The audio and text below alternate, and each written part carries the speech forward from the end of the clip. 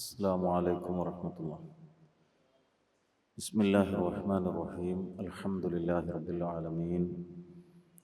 الصلاة والسلام على رسوله الأمين وعلى آله وصحبه أجمعين.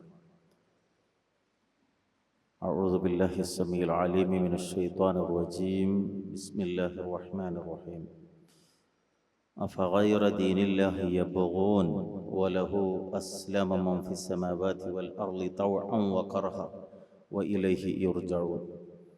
رب اشرح لي صدري ويسر لي أمري واحلل عقدة من لساني يفقهوا قولي. ബഹുമാന്യരായ സഹോദരങ്ങളെ, കാരുണ്യവാനായ റബ്ബിൻ്റെ തൗഫീഖ് കൊണ്ട് ഈ സമയത്ത് ഈ സന്ദർഭത്തിൽ അള്ളാഹുവിൻ്റെ ദീനിൻ്റെ മാർഗത്തിൽ ഒരുമിച്ച് കൂടാൻ നമുക്ക് അവസരം ലഭിച്ചിരിക്കുകയാണ്. റബ്ബ് സുബ്ഹാനഹു വ തആല നമ്മുടെ ഈ സംഗമവും സമയം ചിലവഴിക്കലും സംസാരവും കേൾക്കലുമെല്ലാം സ്വാലിഹായ അമലുകളായി നമ്മിൽ നിന്ന് ഖബൂൽ ചെയ്യുമാറാകട്ടെ. മാനവലോകം നാൾക്ക് നാൾ ദുഷിച്ചുകൊണ്ടിരിക്കുന്ന ഒരു സാഹചര്യത്തിലാണ് നമ്മൾ ജീവിച്ചു കൊണ്ടിരിക്കുന്നത്. ധർമ്മവും മൂല്യങ്ങളും മനുഷ്യത്വവും ചവിട്ടിമെതിക്കപ്പെടുകയും സ്വാതന്ത്ര്യത്തിനു വേണ്ടിയുള്ള മുറവിളികൾ ലോകത്തിൻ്റെ നാനാഭാഗങ്ങളിൽ നിന്ന് ഉയർന്നുകൊണ്ടിരിക്കുകയും ചെയ്യുന്ന ഒരു സാഹചര്യം. അത്തരമൊരു ഘട്ടത്തിൽ ഇസ്ലാം ചർച്ചയാവുകയും ഇസ്ലാം വിമർശിക്കപ്പെടുകയും ഇസ്ലാം തെറ്റിദ്ധരിക്കപ്പെടുകയും തെറ്റിദ്ധരിപ്പിക്കാനുള്ള ശ്രമങ്ങൾ ലോകത്തിൻ്റെ നാനാഭാഗങ്ങളിൽ നിന്ന് നടന്നുകൊണ്ടിരിക്കുകയും ചെയ്യുന്നു. അത് സത്യത്തിൽ ഇന്നും ഇന്നലെയും തുടങ്ങിയതല്ല എന്ന് നമുക്കറിയാം. കാരണം മനുഷ്യനെ സംബന്ധിച്ചിടത്തോളം അടിസ്ഥാനപരമായി വ്യാഖ്യാനിക്കുകയും മനുഷ്യൻ്റെ പ്രശ്നങ്ങൾക്ക് ആത്യന്തികമായ പരിഹാരം നിർദ്ദേശിക്കുകയും ചെയ്യുന്നു എന്നതാണ് ഇസ്ലാമിൻ്റെ സവിശേഷത.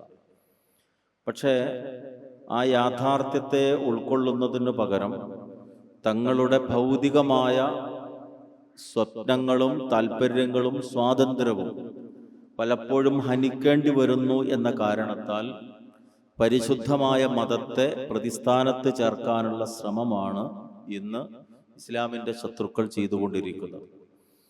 അവരെ സംബന്ധിച്ചിടത്തോളം എന്തുണ്ട് നിങ്ങൾക്ക് പകരമായി നിർദ്ദേശിക്കാൻ എന്ന് ചോദിച്ചാൽ പകരം ഒന്നിനെ വെക്കാൻ അവർക്ക് സാധ്യവുമല്ല. അതുകൊണ്ട് തന്നെ അടിസ്ഥാനപരമായി ഈ വിഷയത്തെ നാം സമീപിക്കുമ്പോൾ എന്തുണ്ട് മനുഷ്യ ലോകത്തെ പ്രശ്നങ്ങൾക്കുള്ള പരിഹാരം എന്നതിന് ചിന്തിക്കുമ്പോൾ അടിസ്ഥാനപരമായി നാം ഉൾക്കൊള്ളേണ്ടത് മനുഷ്യൻ ആരാണ്, എന്താണ് എന്നതാണ്. ലോകത്ത് നമുക്കറിയാം, ഇസ്ലാമിനെ വിമർശിക്കുന്നിടത്ത് ഇന്ന് മുഖ്യസ്ഥാനത്തുള്ളത് ലിബറലിസമാണ്. അത് ആധുനിക ലിബറലിസവും പൗരാണികമായ ലിബറലിസവും ചില നയങ്ങളിലും നിലപാടുകളിലും ചെറിയ വ്യത്യാസങ്ങളുണ്ട് എന്നതല്ലാതെ അടിസ്ഥാനപരമായി ഒരേ ആശയമാണ് ഇന്ന് നമുക്ക് കാണാൻ സാധിക്കും.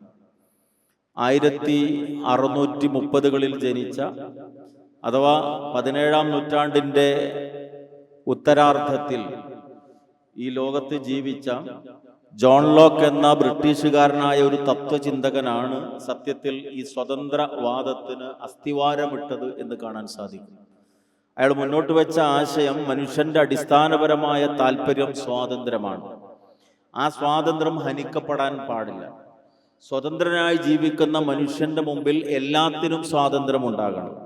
തൻ്റെ ഇച്ഛക്കനുസരിച്ച് ജീവിക്കാൻ പരിധികളും പരിമിതികളും ഇല്ലാത്തൊരു ലോകത്ത് ജീവിക്കാൻ സാധിക്കുമ്പോഴേ മനുഷ്യൻ സന്തോഷവാനായി തീരുകയുള്ളൂ.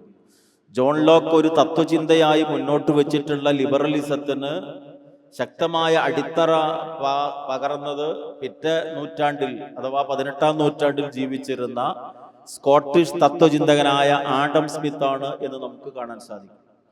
അങ്ങനെ അത് കൂടുതൽ ശക്തി പ്രാപിച്ചത് റിനൈസൻസിന്റെ നവോത്ഥാനത്തിന്റെ കാലഘട്ടത്തിൽ, പ്രത്യേകിച്ച് വ്യാവസായിക വിപ്ലവം ലോകത്ത് പുതിയ മാറ്റങ്ങൾ ഉണ്ടാക്കി തീർത്തപ്പോൾ മനുഷ്യന്റെ ഭൗതികതയോടുള്ള താല്പര്യങ്ങൾ ഒരു ഭാഗത്ത് വർദ്ധിച്ചു വരികയും മറുഭാഗത്ത് ക്രിസ്ത്യാനിറ്റി ഉണ്ടാക്കി തീർത്ത വിശ്വാസപരമായ വൈകല്യങ്ങൾക്കെതിരെ പുതിയ തലമുറയിൽ ചില കാഴ്ചപ്പാടുകൾ രൂപപ്പെടുകയും ചെയ്തപ്പോൾ തീർച്ചയായും ലിബറലിസത്തിന് അത് വളക്കൂറുള്ള ഒരു മണ്ണായി തീർന്നു. അങ്ങനെയാണ് മനുഷ്യന്റെ സ്വാതന്ത്ര്യത്തെക്കുറിച്ചുള്ള സ്വപ്നങ്ങൾ മുന്നോട്ട് വെച്ചിട്ട് ഗവൺമെന്റ് പോലും അടിസ്ഥാനപരമായി ഈ സ്വാതന്ത്ര്യം വകവെച്ചു കൊടുക്കാനുള്ളതാണ്. അതുകൊണ്ട് മനുഷ്യന്റെ സ്വാതന്ത്ര്യത്തിന് കൂച്ചുവിലടങ്ങിടുന്ന ഒന്നാണ് ഗവൺമെന്റ് എങ്കിൽ ഗവൺമെന്റിന് പോലും നിലനിൽക്കാൻ അവകാശമില്ല, അധികാരമില്ല എന്നതാണ് ഈ ആളുകൾ വാദിച്ചു പോന്നിട്ടുള്ളത്. അത് മാത്രമല്ല, അനിവാര്യമായ ചില അസ്തിത്വങ്ങളായി മാത്രമാണ് അത്തരം സംവിധാനങ്ങളെ അവർ കാണുന്നത്. ഇസ്ലാമിനെ പ്രതിസ്ഥാനത്ത് അവർ നിർത്തുന്നതിന് കാരണങ്ങൾ നിരവധിയുണ്ട് എന്ന് നമുക്ക് കാണാൻ സാധിക്കും. ഏറ്റവും പ്രധാനം, മനുഷ്യന്റെ സ്വാതന്ത്ര്യത്തിന് അത് കൃത്യമായ അതിർവരമ്പുകൾ വെക്കുന്നു എന്നുള്ളതാണ്. ഇവിടെ നാം മനസ്സിലാക്കേണ്ടുന്ന ഒരു കാര്യം, ഈ സ്വതന്ത്ര ചിന്താഗതി അപകടകരമായി ലോകത്ത് ധാർമ്മികതയെ തകർത്ത, മനുഷ്യത്വത്തിന്റെ കടക്ക് കത്തിവെച്ചിട്ടുള്ള ഈ ചിന്താഗതിയെ സംബന്ധിച്ചിടത്തോളം അതിന് മനുഷ്യനെ വ്യാഖ്യാനിക്കാൻ സാധിച്ചിട്ടില്ല എന്നതാണ്.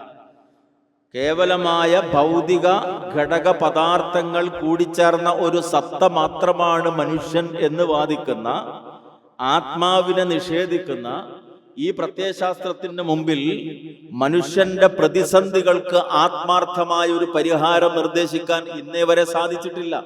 അത് അതിന്റെ ചരിത്രം പരിശോധിച്ചാൽ നമുക്ക് കാണാൻ സാധിക്കും. അതുകൊണ്ട് തന്നെ ഇവിടെ മനുഷ്യൻ എന്ത് എന്ന, മനുഷ്യൻ ആര് എന്ന, മനുഷ്യൻ എങ്ങോട്ട് എന്ന, മനുഷ്യൻ എന്തിനു വേണ്ടി എന്ന ചോദ്യത്തിന് വ്യക്തമായ ഉത്തരം ലഭിക്കുമ്പോഴാണ് ഈ പ്രഹേളികക്ക് പരിഹാരമായി തീരുക. അവിടെയാണ് ഇസ്ലാമിന് വളരെ കൃത്യവും വ്യക്തവുമായി മനുഷ്യന്റെ ബുദ്ധിയുടെ മുമ്പിൽ ചില കാര്യങ്ങൾ സംസാരിക്കാനുള്ളത്. മതം മനുഷ്യ നന്മക്ക് എന്ന് നമ്മൾ പറയുമ്പോൾ ആ അടിസ്ഥാനപരമായ മതം എന്ന് പറയുന്നത് പ്രകൃതി മതമാണ്, ദൈവിക മതമാണ്. അതെന്ത് എന്നത് വളരെ കൃത്യമായി ഇസ്ലാം നമ്മുടെ മുമ്പിൽ വരച്ച് കാണിച്ചു തരുന്നുണ്ട്. ഒന്നാമതായി, മനുഷ്യൻ ആര്, എന്ത് എന്ന് വ്യാഖ്യാനിക്കുന്നു.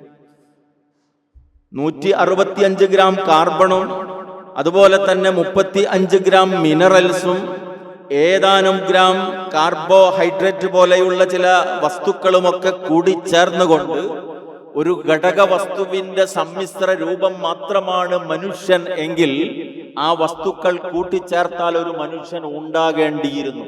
അവിടെയാണ് ഭൗതികവാദത്തിനും ലിബറലിസത്തിനും ഒക്കെ പരാജയം സംഭവിച്ചത്. കേവലം ഒരു ഭൗതിക ഘടക വസ്തു മാത്രമായി മനുഷ്യനെ കണ്ടു. എന്നാൽ ഇസ്ലാം അവിടെ മനുഷ്യനോട് പഠിപ്പിച്ചത് ഈ കേവലമായ ശരീരവസ്തു അല്ലെങ്കിൽ ഭൗതിക വസ്തു മാത്രമല്ല നീ എന്നും, നിനക്കൊരാത്മാവുണ്ട് എന്നാണ്. ആ ആത്മാവിന്റെ ശുദ്ധീകരണത്തിലൂടെ മാത്രമേ മനുഷ്യനെ നന്നാക്കാൻ സാധിക്കുള്ളൂ. ഖദ് അഫ്ലഹ മൻ സക്കഹ വഖദ് ഖാബ മൻ ദസ്സഹ. ആത്മാവിനെ ശുദ്ധീകരിച്ചവൻ വിജയിച്ചു, അതിനെ കളങ്കപ്പെടുത്തിയവൻ പരാജയപ്പെട്ടു. അതുകൊണ്ട് ഒന്നാമതായി മനുഷ്യൻ ഉൾക്കൊള്ളേണ്ടുന്നത് ദേഹത്തിനപ്പുറത്തൊരു ദേഹിയുണ്ട് എന്ന യാഥാർത്ഥ്യമാണ്. ശരീരത്തിനപ്പുറത്തൊരു ആത്മാവുണ്ട് എന്ന യാഥാർത്ഥ്യമാണ്. ഈ ആത്മപ്രധാനമായ മനുഷ്യാസ്തിത്വത്തെ നിഷേധിച്ചു എന്നതാണ് ലിബറലിസത്തിനും മെറ്റീരിയലിസത്തിനും സംഭവിച്ച ഏറ്റവും വലിയ പരാജയം എന്ന് നമുക്ക് കാണാൻ സാധിക്കും. എന്നിട്ട് അവർ പകരം ലോകത്തിന്റെ മുമ്പിലേക്ക് വെച്ചു ഈ ലിബറലിസവും മെറ്റീരിയലിസവും ഫെമിനിസവും അങ്ങനെ തുടങ്ങുന്ന നിരവധി വരുന്ന ഇസങ്ങൾ. പക്ഷേ അടിസ്ഥാനപരമായി മനുഷ്യന്റെ പ്രശ്നങ്ങൾക്ക് പരിഹാരം കാണാൻ അവർക്കൊന്നും സാധ്യമായി തീർന്നില്ല. അഥവാ ആഗ്രഹങ്ങൾ പൂർത്തീകരിക്കപ്പെട്ടാൽ മനുഷ്യന്റെ പ്രശ്നം തീരുമെന്നാണ് ഇവരൊക്കെയും വാദിച്ചത്.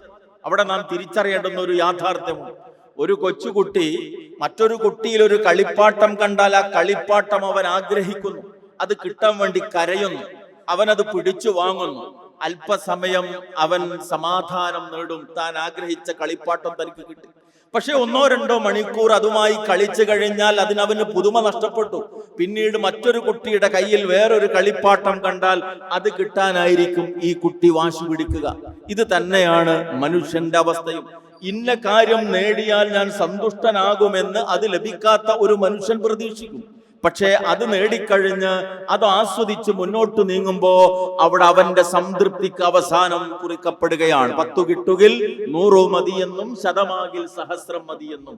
അഥവാ ആഗ്രഹങ്ങൾ പൂർത്തീകരിക്കപ്പെട്ടു എന്നതുകൊണ്ട് മനുഷ്യൻ സംതൃപ്തനാകില്ല. കാരണം ആ ആഗ്രഹങ്ങൾക്ക് പരിധി വെക്കപ്പെടുകയില്ല എന്നതാണ് മനുഷ്യ ജീവിതത്തിന്റെ സവിശേഷത. അതുകൊണ്ട് മനുഷ്യൻ സംതൃപ്തമാകാനുള്ള മാർഗം എന്താണ്?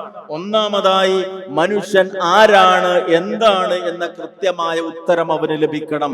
കേവല ഭൗതിക ഘടകവസ്തുക്കൾക്കപ്പുറം ആത്മാവ് നൽകപ്പെട്ടവനാണ് മനുഷ്യൻ. ആ ആത്മാവിന്റെ ശുദ്ധീകരണത്തിലൂടെയാണ് ജീവിതത്തിന്റെ വിജയമുണ്ടാകുന്നത്. എങ്കിൽ ആത്മാവിനെയും ശരീരത്തെയും സംവിധാനിച്ചവൻ ആര് എന്ന ചോദ്യം ഏറെ പ്രസക്തമാണ്. ആ ചോദ്യത്തിനു മുന്നിലാണ് പഞ്ചേന്ദ്രിയങ്ങളിലൂടെ ലഭിക്കുന്ന അറിവ് കൊണ്ട് മാത്രം മനുഷ്യൻ സമ്പൂർണനാകുന്നില്ല എന്ന വളരെ കൃത്യമായ ഉത്തരം മനുഷ്യന് നൽകപ്പെടുന്നത്.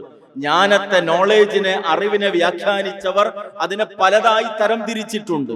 അതോറിറ്റേറ്റീവ് നോളേജ് എന്ന, അഥവാ ഒരു മനുഷ്യൻ ആധികാരികമായി, ഉദാഹരണമായി പറഞ്ഞാൽ ജീൻ പ്ലാന്റേഷനെ സംബന്ധിച്ച്, ജീൻ മ്യൂട്ടേഷനെ സംബന്ധിച്ച് ഏറ്റവും വലിയ പഠനം നടത്തിയ ശാസ്ത്രജ്ഞൻ നൽകിയത് അതോറിറ്റേറ്റീവ് നോളേജ് ആണ്. പ്രകാശത്തെക്കുറിച്ച് CV രാമൻ നടത്തിയ നിഗമനങ്ങൾ, കണ്ടുപിടുത്തങ്ങൾ അതോറിറ്റേറ്റീവ് നോളേജ് ആണ്.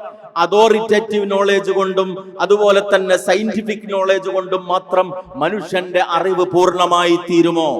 ഇല്ല എന്നതാണ് അനുഭവങ്ങൾ നമുക്ക് പഠിപ്പിച്ചു തരുന്നത്. കാരണം പ്രപഞ്ചത്തിൽ ജീവിക്കുമ്പോ, പ്രകൃതിയിൽ ജീവിക്കുമ്പോ മനുഷ്യൻ ആവശ്യമായ അറിവുകൾ ശാസ്ത്രീയ ഗവേഷണങ്ങളിലൂടെയോ അതേപോലെ തന്നെ ആ രംഗത്തുള്ള ഏറ്റവും ഉന്നതിയിൽ നിൽക്കുന്ന വ്യക്തികളുടെ പഠന നിരീക്ഷണങ്ങളിലൂടെയോ ലഭിച്ച അറിവ് കൊണ്ട് മാത്രം മനുഷ്യന്റെ ജ്ഞാനം പൂർണ്ണമാവുകയില്ല. ആ ജ്ഞാനത്തിന്റെ പൂർണ്ണതക്കാണ് റവലേഷൻ അഥവാ വഹി അനിവാര്യമായി തീരുന്നത്. വഹിയിലൂടെ ലഭിക്കുന്ന ജ്ഞാനത്തിനു മാത്രമേ ശരീരത്തെയും ആത്മാവിനെയും അതിൻ്റെതായ അർത്ഥത്തിൽ കണ്ടുകൊണ്ട് മനുഷ്യനെ യഥാർത്ഥ വിധത്തിൽ ഉൾക്കൊണ്ട് അവന്റെ പ്രശ്നങ്ങൾക്ക് പരിഹാരം നൽകാൻ സാധിക്കുകയുള്ളൂ. ഇതാണ് വളരെ കൃത്യമായി ഇസ്ലാം പഠിപ്പിക്കുന്നത്. പക്ഷേ ആ റവലേഷനിലൂടെ, വഹിയിലൂടെ ലഭിക്കുന്ന അറിവിന്റെ മൗലികത തിരിച്ചറിയാൻ അവന് സാധിക്കണമെങ്കിൽ ആത്മപ്രപഞ്ചത്തിലെ, ശരീരപ്രപഞ്ചത്തിലെ യാഥാർത്ഥ്യങ്ങളെ ഉൾക്കൊണ്ടുകൊണ്ട് ആത്മാവിന്റെയും ശരീരത്തിന്റെയും സംവിധായകനെ അവൻ തിരിച്ചറിയൽ അനിവാര്യമാണ്. ഈ സംവിധായകനെ പരിചയപ്പെടുത്തുന്നതിന് വേണ്ടിയാണ് വിശുദ്ധ ഖുർആൻ അതിന്റെ 1/3 നീക്കിവെച്ചിരിക്കുന്നത് എന്ന് നമുക്ക് കാണാൻ സാധിക്കും. നിന്റെ കണ്ണും നിന്റെ കാതും നിന്റെ പഞ്ചേന്ദ്രിയങ്ങളും തുറന്നു വെച്ച് ലോകത്തെക്കുറിച്ച് ചിന്തിച്ചു പഠിക്കാൻ നീ തയ്യാറായി കഴിഞ്ഞാൽ നീ ഒരു വാക്യം മനസ്സറിഞ്ഞു പറയും, റബ്ബനാ മാ ഖലഖത ഹാദാ ബാതില സുബ്ഹാനക ഫഖിനാ അദാബന്നാർ. നാഥാ, നീ ഇതൊന്നും വെറുതെ സൃഷ്ടിച്ചതല്ല, നീ പരിശുദ്ധനാണ്, അതുകൊണ്ട് നരകത്തിൽ നിന്ന് നീ ഞങ്ങളെ രക്ഷപ്പെടുത്തേണമേ എന്ന്. അപ്പോൾ ഈ യാഥാർത്ഥ്യം മനുഷ്യൻ ഉൾക്കൊള്ളുന്നതിനു വേണ്ടി പ്രപഞ്ചത്തിലെ ചില യാഥാർത്ഥ്യങ്ങളിലേക്ക് അള്ളാഹു മനുഷ്യന്റെ ശ്രദ്ധയെ ക്ഷണിക്കുകയാണ്. വിശുദ്ധ ഖുർആനിലെ നിരവധി വരുന്ന വചനങ്ങൾ, ഉദാഹരണം സൂറത്ത് ഹജ്ജ് 18-ാമത്തെ വചനം. ആ വചനത്തിലൂടെ അള്ളാഹു പഠിപ്പിക്കുന്നത് ലോകത്തിലുള്ള സകല വസ്തുക്കളും സപ്താംഗ പ്രണാമത്തിൽ അല്ലെങ്കിൽ സുജൂദിലാണ് എന്നുള്ള കാര്യമാണ്. അലം തറ അന്നല്ലാഹ യസ്ജുദു ലഹു മൻ ഫിസ് സമാവാതി വമൻ ഫിൽ അർദ് വശംസു വൽ ഖമറു വൻ നുജൂമു വൽ ജിബാൽ വശജറു വദ്ദബാബു വകസീറുൻ മിനൻ നാസ് വകസീറുൻ ഹഖ അലൈഹിൽ അദാബ് വമൻ യുഹ്നില്ലാഹു ഫമാ ലഹു മിൻ മുക്രിം ഇന്നല്ലാഹ യഫ്അലു മാ യശാ. വിശാലമായ ആശയമാണ്. അലം തറ അന്നല്ലാഹ യസ്ജുദു ലഹു മൻ ഫിസ് സമാവാതി വമൻ ഫിൽ അർദ്. നീ കാണുന്നില്ലേ, ആകാശങ്ങളിലും ഭൂമിയിലുമുള്ള സകല വസ്തുക്കളും അല്ലാഹുവിന് സുജൂദ് ചെയ്യുന്നു. ആകാശങ്ങളിലും ഭൂമിയിലുമുള്ള സകല വസ്തുക്കളും സുജൂദ് ചെയ്യുന്നു എന്ന് പറഞ്ഞു നിർത്തുന്നതിന് പകരം അതൊന്നുകൂടി വിശദീകരിച്ചു. വശംസു വൽ ഖമർ, സൂര്യനും ചന്ദ്രനും, അതുപോലെ വന്നുജൂം, താരാപഥത്തിലെ നക്ഷത്രങ്ങളും, വൽ ജിബാൽ, പർവ്വതങ്ങളും, വശജറു, മരങ്ങളും, വദ്ദവാബ്, ജന്തുജാലങ്ങളും, മറ്റു വസ്തുക്കളെല്ലാം സമ്പൂർണമായി എന്ന് പറഞ്ഞപ്പോ മനുഷ്യർ മുഴുവനും എന്ന് പറയുന്നതിന് പകരം മനുഷ്യരിൽപ്പെട്ട കുറെ ആളുകളും. എന്നാൽ വലിയൊരു വിഭാഗം ആളുകൾക്ക് ശിക്ഷ സ്ഥിരപ്പെട്ടിരിക്കുന്നു എന്ന് അനുബന്ധമായി പഠിപ്പിക്കുകയും ചെയ്തു. അഥവാ സുജൂദ് ഈ പ്രപഞ്ചത്തിലെ ഒരു പ്രതിഭാസമാണ് എന്നാണ് വിശുദ്ധ ഖുർആൻ പഠിപ്പിക്കുന്നത്. പർവ്വതങ്ങൾ സുജൂദ് ചെയ്യുന്നു, മരങ്ങൾ സുജൂദ് ചെയ്യുന്നു, സൂര്യനും ചന്ദ്രനും നക്ഷത്രങ്ങളും സുജൂദ് ചെയ്യുന്നു, ആകാശ ഭൂമികളിലെ സകല വസ്തുക്കളും അവയുടെ സ്രഷ്ടാവിന്റെ മുമ്പിൽ സുജൂദ് ചെയ്യുന്നു. എന്നാൽ മനുഷ്യരിൽ കുറെ ആളുകളും എന്ന് പറഞ്ഞു മുഴുവൻ ആളുകളും തയ്യാറായില്ല. അപ്പോൾ മരങ്ങളുടെ ലോകത്ത് പ്രതിസന്ധിയില്ല, മൃഗങ്ങളുടെ ലോകത്ത് പ്രതിസന്ധിയില്ല, അതുപോലെ തന്നെ സൂര്യന്റെയും ചന്ദ്രന്റെയും നക്ഷത്രങ്ങളുടെയും കറക്കങ്ങളിൽ പ്രതിസന്ധികളില്ല, അവിടെ കൂട്ടിമുട്ടലുകളില്ല, സമാധാനമാണ്. എന്തുകൊണ്ട്? അവയൊക്കെയും സൃഷ്ടിച്ച നാഥന് മുമ്പിൽ സുജൂദ് ചെയ്യുന്നു എന്നതാണ്. രണ്ടാമതായി വിശുദ്ധ ഖുർആൻ പഠിപ്പിക്കുന്നത് സൂറത്തു ഇസ്രാ 44-ാമത്തെ വചനത്തിലൂടെ തുസബ്ബിഹു ലഹുസ് സമാവാതുസ് സബ്ഉ വൽ അർളു വമൻ ഫീഹിന്ന, 7 ആകാശങ്ങളും ഭൂമിയും അവയിലുള്ള എല്ലാ വസ്തുക്കളും അല്ലാഹുവിന് സ്തോത്ര കീർത്തനം ചെയ്യുന്നു. വഇൻ മിൻ ഷൈഇൻ ഇല്ലാ യുസബ്ബിഹു ബിഹംദിഹി, അള്ളാഹുവിനെ സ്തുതിച്ചുകൊണ്ട് അവന് പ്രകീർത്തനം ചെയ്യാത്ത യാതൊരു വസ്തുവും ഈ പ്രപഞ്ചത്തിലില്ല. പക്ഷേ അവയുടെ ഒന്നും തസ്ബീഹ് നിങ്ങൾക്ക് മനസ്സിലാകുന്നില്ല എന്നു മാത്രമാണ്. അഥവാ സുജൂദും തസ്ബീഹും സൃഷ്ടി വസ്തുക്കൾ അനിവാര്യമായും പ്രകടമായും നിർവഹിക്കുന്ന 2 ആരാധനാ രൂപങ്ങളായി വിശുദ്ധ ഖുർആൻ നമ്മുടെ മുമ്പിൽ പഠിപ്പിക്കുകയാണ്. എന്നിട്ട് പറയുന്നത് ഇത് ചെയ്യാത്ത ഒരു വസ്തുവും ഈ പ്രപഞ്ചത്തിൽ ഇല്ല എന്നതാണ്. അതുകൊണ്ട് മനുഷ്യേതര ലോകത്ത് സമാധാനമുണ്ട്, മനുഷ്യേതര ലോകത്ത് സ്ഥിരതയുണ്ട്, മനുഷ്യേതര ലോകത്ത് പ്രതിസന്ധി മുക്തമാണ്. മനുഷ്യ ലോകത്തും ശാന്തിയുണ്ടാകാൻ, സമാധാനമുണ്ടാകാനുള്ള മാർഗം ഈ മരങ്ങളും മൃഗങ്ങളും നക്ഷത്രങ്ങളും സൂര്യചന്ദ്രാദി ഗോളങ്ങളും ചെയ്യുന്ന പോലെ സൃഷ്ടിച്ചവനായ നാഥന് കീഴ്പ്പെട്ട് അവന്റെ നിയമാവലികളെ പാലിച്ചുകൊണ്ടുള്ള സമാധാനത്തിന്റെ മതം അവൻ ഉൾക്കൊള്ളുക എന്നതാണ്. അതുകൊണ്ട് അല്ലാഹുവിന്റെ ചോദ്യം അഫഗൈറ ദീനില്ലാഹി യബ്ഗൂൻ, അല്ലാഹുവിന്റെ മതമല്ലാത്ത മറ്റേതൊരു മതമാണ് നിങ്ങൾ ആഗ്രഹിക്കുന്നത്? കാരണം വലഹു അസ്ലമ മൻ ഫിസ് സമാവാതി വൽ അർളി തൗഅൻ വകർഹാ, അനുസരണത്താലോ അല്ലെങ്കിൽ നിർബന്ധിതമായിട്ടോ ആകാശങ്ങളിലും ഭൂമിയിലുമുള്ള എല്ലാം അവന് കീഴടങ്ങിയിരിക്കുന്നു. വലഹു അസ്ലമ, വലഹു അസ്ലമ, അവന് കീഴടങ്ങി, അഥവാ അവയൊക്കെയും മുസ്ലിമായി. എങ്ങനെ? തൗഅൻ വകർഹ, അനുസരണത്തോടും അതേപോലെ തന്നെ നിർബന്ധിത സ്വമേധയായും നിർബന്ധിതമായും. വൈലൈഹി യുർജഊൻ, എല്ലാ വസ്തുക്കളും അവനിലേക്കാണ് മടക്കപ്പെടുകയും ചെയ്യുന്നത്. അപ്പോൾ ഉണ്മയില്ലാത്ത ലോകമല്ല, യഥാർത്ഥമായ ഉണ്മയുടെ ലോകത്തേക്ക്, അതേപോലെ തന്നെ യഥാർത്ഥമായ നീതിയുടെ ലോകത്തേക്ക്, യഥാർത്ഥമായ സത്യത്തിന്റെ ലോകത്തേക്ക് മനുഷ്യനെ വഴി നടത്താൻ ലോകത്തെ സംവിധാനിച്ച നാഥന്റെ മതത്തെ മനുഷ്യൻ ഉൾക്കൊണ്ടെങ്കിൽ മാത്രമേ സാധ്യമാവുകയുള്ളൂ എന്നാണ് ബുദ്ധിയുള്ള മനുഷ്യനോട് വിശുദ്ധ ഖുർആൻ സംസാരിക്കുന്നത്. ഇവിടെ സ്വാതന്ത്ര്യത്തിനു വേണ്ടി വാദിച്ചുകൊണ്ട് കടന്നു വന്ന ഇസ്ലാം എന്ന പ്രകൃതിപദം മനുഷ്യന്റെ മുമ്പിൽ വെക്കുന്ന നിയമാവലികളെ മുഴുവൻ സ്വാതന്ത്ര്യത്തെ ഹനിക്കലായും മനുഷ്യത്വ വിരുദ്ധമായും പഠിപ്പിക്കുന്ന ആളുകൾക്ക് എന്താണ് മനുഷ്യന്റെ സമാധാനത്തിന്റെ മാർഗമായി മുന്നോട്ട് വെക്കാനുള്ളത് എന്നത് എന്നും പ്രസക്തമായ ചോദ്യമാണ്. മനുഷ്യൻ മനുഷ്യനാകുന്നത് അവന്റെ ജീവിതത്തിൽ ധാർമ്മികതയുണ്ടാകുമ്പോൾ മാത്രമാണ്. ഉമ്മയെ ഉമ്മയായും സഹോദരിയെ സഹോദരിയായും കാണാൻ മനുഷ്യനെ പഠിപ്പിച്ചത് എന്താണ്? ഉമ്മയും സഹോദരിയും ശരീരമാത്രമായി കണക്കാക്കുമ്പോൾ രണ്ടുപേരും തമ്മിൽ വ്യത്യാസം ഉണ്ടായിക്കൊള്ളണമെന്നില്ല. രണ്ടുപേർക്കും കൈയുണ്ട്, കാലുണ്ട്, കണ്ണുണ്ട്, മൂക്കുണ്ട്, തലയുണ്ട്, മുടിയുണ്ട്, എല്ലാമുണ്ട്. എവിടെയാണ് വ്യത്യാസം? മാതാവിനെ മാതാവും പെങ്ങളെ പെങ്ങളായും വേർതിരിച്ചു കാണാൻ മനുഷ്യന് സാധ്യമാകണമെങ്കിൽ അവിടെ ധർമ്മനിഷ്ഠമായ കാഴ്ചപ്പാടുകൾ അനിവാര്യമാണ്. ഈ ധർമ്മനിഷ്ഠമായ കാഴ്ചപ്പാട് എവിടെയാണ് ഭൗതികവാദത്തിന് സമർപ്പിക്കാനുള്ളത്? വിവാഹത്തെ സംബന്ധിച്ചുകൊണ്ട് ഭൗതികവാദികൾ പറഞ്ഞൊരു കാര്യം, മനുഷ്യനെ സംബന്ധിച്ചിടത്തോളം തീർച്ചയായും ഒരു ഡിസ്പോസിബിൾ സംസ്കാരം പോലെ ഉപയോഗിക്കുക, വലിച്ചെറിയുക എന്നതിനപ്പുറം കുടുംബം എന്ന സംവിധാനത്തിന് യാതൊരു പ്രസക്തിയുമില്ല എന്നതാണ്. അതുകൊണ്ട് തന്നെ ഇസ്ലാമിനെ വിമർശിക്കുന്ന ഈ ലിബറലിസത്തിനും മെറ്റീരിയലിസത്തിനും ധാർമ്മികത എന്ന വാക്കിനോട് നീതി പുലർത്തുക പോലും സാധ്യമല്ല. ഇവിടെയാണ് വളരെ കൃത്യമായി പരിശുദ്ധ ഇസ്ലാം മനുഷ്യന് ഒരു കാര്യം പഠിപ്പിക്കുന്നത്. സൂക്ഷ്മത ബോധം, ധാർമ്മിക ബോധം മനുഷ്യനിൽ എങ്ങനെയാണ് ഉണ്ടാവുക? 4-ാമത്തെ അധ്യായം 108-ാമത്തെ വചനം, യസ്തഖ്ഫൂന മിനന്നാസി വലാ യസ്തഖ്ഫൂന മിനല്ലാഹ് വഹുവ മഅഹും. മനുഷ്യരിൽ നിന്ന് അവർ മറച്ചു വെക്കും, പക്ഷെ അല്ലാഹുവിൽ നിന്ന് മറച്ചു വെക്കാൻ അവർക്ക് സാധ്യമല്ല. അവൻ എപ്പോഴും അവരുടെ കൂടെയുണ്ട്.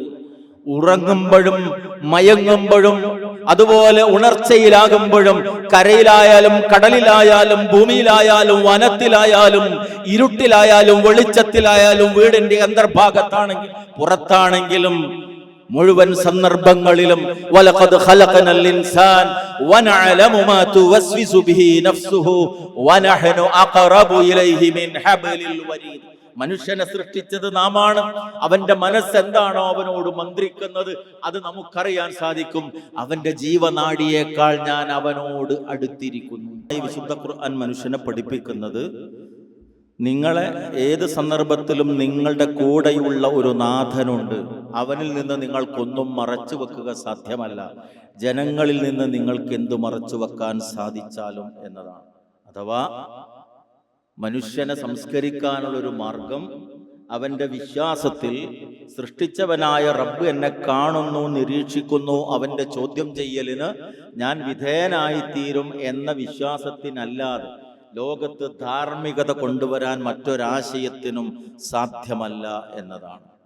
അതുകൊണ്ട് അടിസ്ഥാനപരമായി മനുഷ്യൻ ഉൾക്കൊള്ളേണ്ടുന്ന ഒരു യാഥാർത്ഥ്യം, ഷഹിദല്ലാഹു അന്നഹു ലാ ഇലാഹ ഇല്ലാ ഹുവ വൽ മലായികതു വ ഉലുൽ ഇൽമി ഖായിമൻ ബിൽ ഖിസ്ത് ലാ ഇലാഹ ഇല്ലാ ഹുവൽ അസീസുൽ ഹകീം.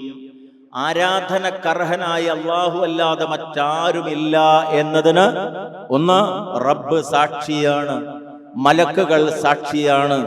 അതേ പ്രകാരം നീതിപൂർവം വർദ്ധിക്കുന്നവരായ ജ്ഞാനത്തിന്റെ ഉടമകളായ ആളുകൾ സാക്ഷികളാണ്.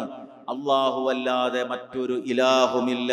അവൻ അങ്ങേയറ്റം പ്രതാപശാലിയും യുക്തിജ്ഞനുമാണ്. ഈ പ്രപഞ്ചത്തിലെ സകല വസ്തുക്കളും സാക്ഷ്യം വഹിക്കുന്ന ഒരു യാഥാർത്ഥ്യമാണ് ലാ ഇലാഹ ഇല്ലല്ലാഹ് എന്നാണ് വിശുദ്ധ ഖുർആനിൽ അല്ലാഹു ഈ വചനത്തിലൂടെ നമുക്ക് പഠിപ്പിച്ചു തരുന്നത്. അതുകൊണ്ട് ആത്യന്തികമായി മതം മനുഷ്യ നന്മക്ക് എന്ന് പറയുമ്പോൾ ഇസ്ലാം മുന്നോട്ട് വെക്കുന്ന വളരെ കൃത്യവും വ്യക്തവുമായ, പച്ചവെള്ളം പോലെ സൂര്യപ്രകാശം പോലെ ലളിതവും സരളവുമായ തൗഹീദ്, ഏകദൈവത്വം, ലോകത്തിന്റെ സൃഷ്ടാവും സംവിധായകനുമായ ഒരേ ഒരു നാഥനാണുള്ളത്.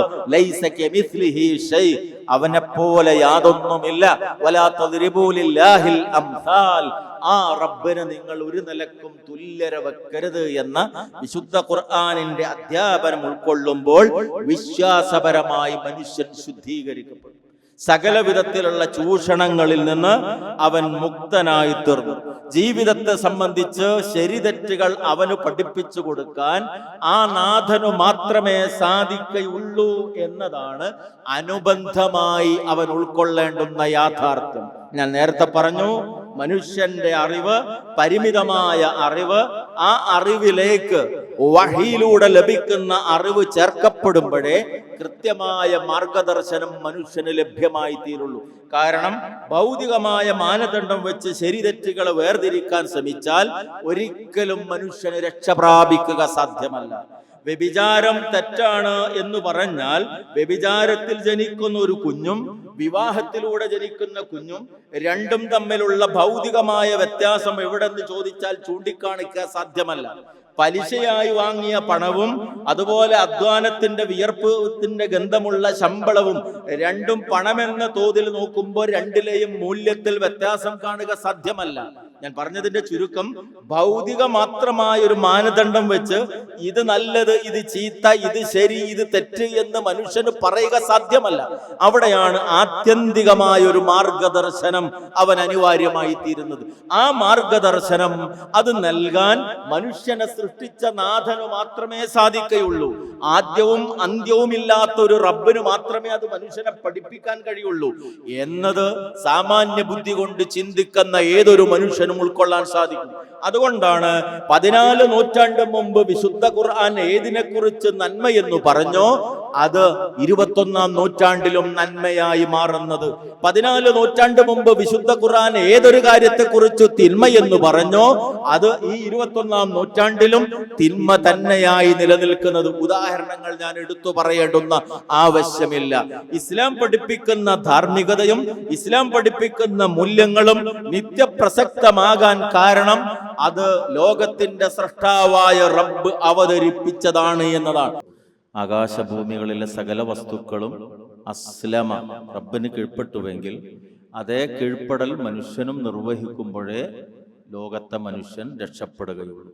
അതിനൊന്നാമതായി സൃഷ്ടാവായ റബ്ബിനെ അറിഞ്ഞ് അവന്റെ നിരീക്ഷണത്തിലാണ് ഞാൻ ജീവിക്കുന്നത് എന്ന സൂക്ഷ്മത ബോധം, അതിലൂടെ മാത്രമേ ലോകത്ത് ധാർമ്മികതയുണ്ടാകൂ. ഈ ഏകദൈവ വിശ്വാസത്തോടൊപ്പം മനുഷ്യനെ നന്നാക്കാൻ, മനുഷ്യനെ സംസ്കരിക്കാൻ രണ്ടാമതായി ഇസ്ലാം മുന്നോട്ട് വെക്കുന്ന ആശയം നമുക്കറിയാം, ജീവിതത്തിൻ്റെ ലക്ഷ്യമാണ്. മനുഷ്യൻ ഏതൊരു കാര്യം ചെയ്യുമ്പോഴും അതിനു പിന്നിൽ ഒരു ലക്ഷ്യമുണ്ട്. നിങ്ങൾ വീട്ടിൽ നിന്ന് ഇറങ്ങി ഈ പ്രോഗ്രാമിലേക്ക് വരുമ്പോൾ വഴിയിലൊരു സുഹൃത്ത് കണ്ട് നിങ്ങളോട് എവിടെ പോകുന്നു എന്ന് ചോദിച്ചപ്പോൾ നിങ്ങളൊരു മറുപടി നൽകിയിട്ടുണ്ട്. പാടത്തേക്ക് പണിയായുധവുമായി പോകുന്ന കർഷകന് ആ യാത്രക്ക് പിന്നിൽ ഒരു ലക്ഷ്യമുണ്ട്. ഓഫീസിലേക്ക് പോകുന്ന ഒരു ഉദ്യോഗസ്ഥന് ആ യാത്രക്ക് പിന്നിൽ ഒരു ലക്ഷ്യമുണ്ട്. ഒരു ചെടി നടുമ്പോൾ, ഒരു വിത്ത് വിതയ്ക്കുമ്പോൾ, ഒരു കെട്ടിടത്തിൻ്റെ ആധാരശിലയിടുമ്പോഴെല്ലാം മനുഷ്യന് ഒരു ലക്ഷ്യമുണ്ട്. ആ ലക്ഷ്യം പ്രവർത്തനത്തിനപ്പുറത്താണ്. വിത്ത് വിതയ്ക്കുന്ന കർഷകന്റെ ലക്ഷ്യം വിത്ത് വിതയ്ക്കുക എന്നതല്ല, മാസങ്ങൾക്ക് ശേഷം കൊയ്തെടുക്കാനുള്ള വിളവിനെ കുറിച്ച പ്രതീക്ഷയാണ് വിത്ത് വിതയ്ക്കാൻ അയാളെ പ്രേരിപ്പിക്കുന്നത്.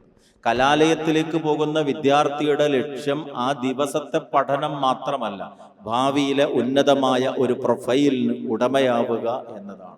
എപ്പോഴും മനുഷ്യന്റെ ലക്ഷ്യം പ്രവർത്തനത്തിനപ്പുറത്താണുള്ളത്. എങ്കിൽ ജീവിതത്തിന്റെ ലക്ഷ്യം എന്താണ്? അവിടെ ലിബറലിസം പറയുന്നത്, മെറ്റീരിയലിസം പറയുന്നത്, ഭൗതികവാദ പ്രസ്ഥാനങ്ങളൊക്കെ പറയുന്നത് ജീവിതത്തിന്റെ ലക്ഷ്യം ജീവിക്കുക എന്നതാണ്. അപ്പോൾ അത് ബുദ്ധിപരമല്ല. ഏത് പ്രവർത്തനത്തിൻ്റെയും ലക്ഷ്യം പ്രവർത്തനത്തിന് അപ്പുറത്താണെങ്കിൽ ജീവിതത്തിന്റെ ലക്ഷ്യം ഈ ജീവിതത്തിന് അപ്പുറത്താണ് എന്നതാണ് ദൈവിക മതം ഇസ്ലാം മനുഷ്യനെ പഠിപ്പിക്കുന്ന രണ്ടാമത്തെ അടിസ്ഥാനപരമായ യാഥാർത്ഥ്യം.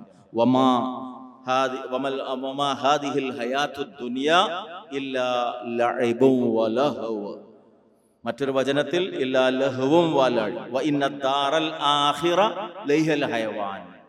തീർച്ചയായും കളിയും വിനോദം അതുമാത്രമാണ് ഐഹിക ജീവിതം എന്നത്.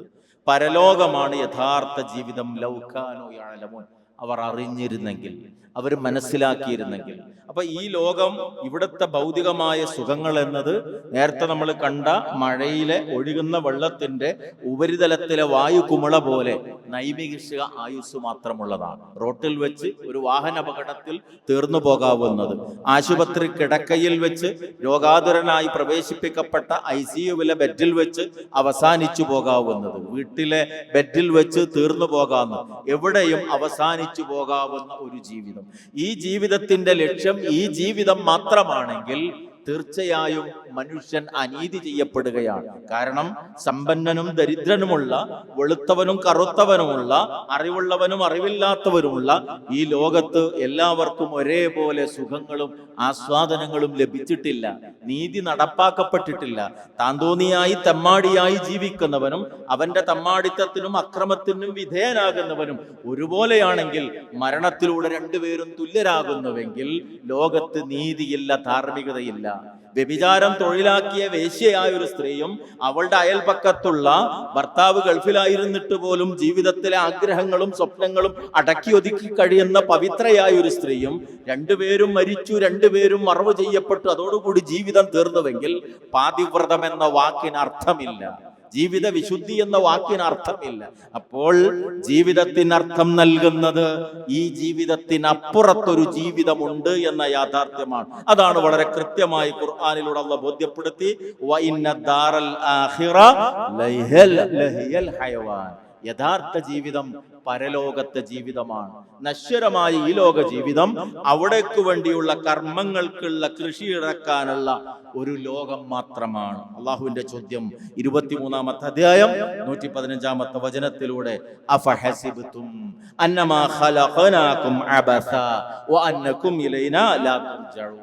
നിങ്ങൾ വിചാരിക്കുന്നുവോ നിങ്ങൾ വെറുതെ സൃഷ്ടിക്കപ്പെട്ടതാണ് എന്ന്, നിങ്ങളിലേക്ക് നാം മടക്കപ്പെടുകയില്ല എന്ന്.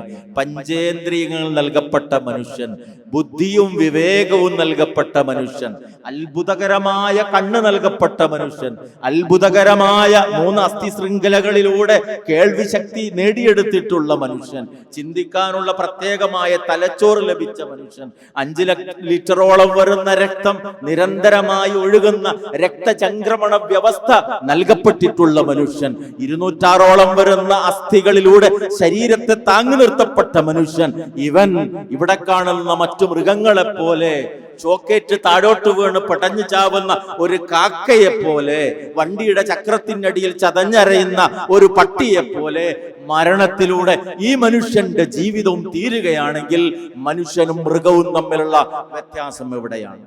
ആ ചോദ്യത്തിന് ഉത്തരം ലഭിക്കണം. ആ ചോദ്യത്തിനാണ് വിശുദ്ധ ഖുർആൻ ഉത്തരം നൽകുന്നത്. മരണം ജീവിതത്തിന്റെ അവസാനമല്ല, യഥാർത്ഥമായ ജീവിതത്തിന്റെ തുടക്കമാണ്. അപ്പോഴേ ഈ ജീവിതത്തിന് അർത്ഥമുള്ളൂ. അതുകൊണ്ട് നൈമിഷികമായ ലോക ജീവിതത്തിൽ വരാനിരിക്കുന്ന അനന്തമായ പരലോക ജീവിതത്തിന് വേണ്ടി പണിയെടുക്കുന്നവനാണ് യഥാർത്ഥ ബുദ്ധിമാൻ, അവനാണ് യഥാർത്ഥത്തിൽ യുക്തിയുള്ളവൻ എന്നതാണ് ഇസ്ലാം പഠിപ്പിക്കുന്നത്. അതുകൊണ്ട് ഈ സത്യം ഉൾക്കൊള്ളാത്ത മനുഷ്യനെ അവരാരെ പോലെയാണ്? 4 മൃഗങ്ങളെ പോലെയാണ് എന്ന് പറഞ്ഞ് അവസാനിപ്പിക്കാതെ ബൽഹും അവല്ല, ഇതിനേക്കാൾ മ്ലേച്ഛരാണ്, വഴിപിഴച്ചവരാണ് അവർ എന്നതാണ് വിശുദ്ധ ഖുർആനിലൂടെ അല്ലാഹു പഠിപ്പിക്കുന്നത്. സത്യമല്ലേ സഹോദരങ്ങളെ?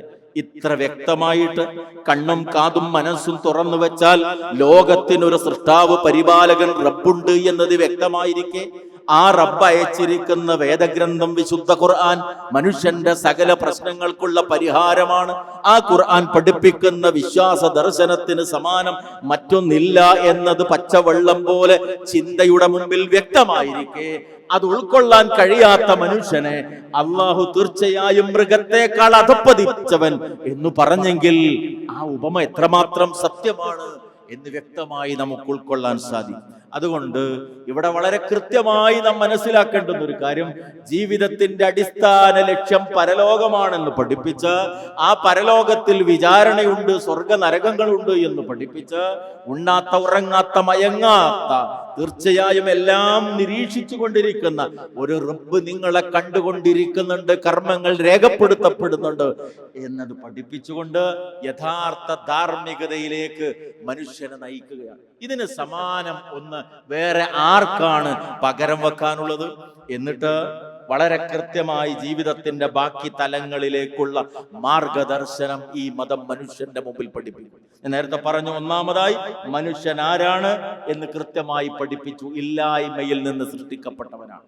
ഇല്ലായ്മയിൽ നിന്ന് സൃഷ്ടിക്കപ്പെട്ട മനുഷ്യനെ മരിച്ചു മണ്ണോട് ചേർന്ന ശേഷം വീണ്ടും പുനർജീവിപ്പിക്കാൻ സൃഷ്ടാവായ റബ്ബിന് യാതൊരു പ്രയാസവുമില്ല. അതുകൊണ്ട് ആത്മപ്രധാനമായ, ആത്മാവ് ശരീരത്തിൽ നിലനിൽക്കുന്ന ജീവിത കാലഘട്ടത്തിൽ ആത്മാവ് യാത്രയാകുന്ന മരണത്തിന് മുമ്പ് അധ്വാനിച്ച് പരിശ്രമിച്ച് സമ്പാദ്യം വർദ്ധിപ്പിച്ചാൽ മരണാനന്തരമുള്ള ലോകത്ത് സമാധാനം ലഭിക്കും. അതോടൊപ്പം ഈ ലോകത്ത് ജീവിക്കുമ്പോൾ ശാന്തി ഉണ്ടാകാനുള്ള മുഴുവൻ മാർഗങ്ങളും പരിശുദ്ധതയും മുന്നോട്ട് വെച്ചു. ഒന്ന്, തന്നെ കുറിച്ച് മനസ്സിലാക്കുന്നതോടൊപ്പം തനിക്ക് ജീവിക്കാൻ തന്റെ അസ്തിത്വം, നേരത്തെ പറഞ്ഞു ലിബറലിസം പറഞ്ഞത് വ്യക്തിയെ കുറിച്ചാണ്. എനിക്ക് എന്റെ ശരികളാണ്, എന്റെ ശരിയുടെ മുമ്പിൽ മറ്റൊരാളുടെ ശരി എനിക്കൊരു പ്രശ്നമേ അല്ല. എന്റെ ആഗ്രഹത്തിന് മുമ്പിൽ മറ്റൊരാൾ മുന്നോട്ട് വെക്കുന്ന നീതിയും നിയമവും ധാർമ്മികതയും എനിക്കൊരു പ്രശ്നമേ അല്ല. എന്നാൽ ഇസ്ലാം അങ്ങനെയല്ല.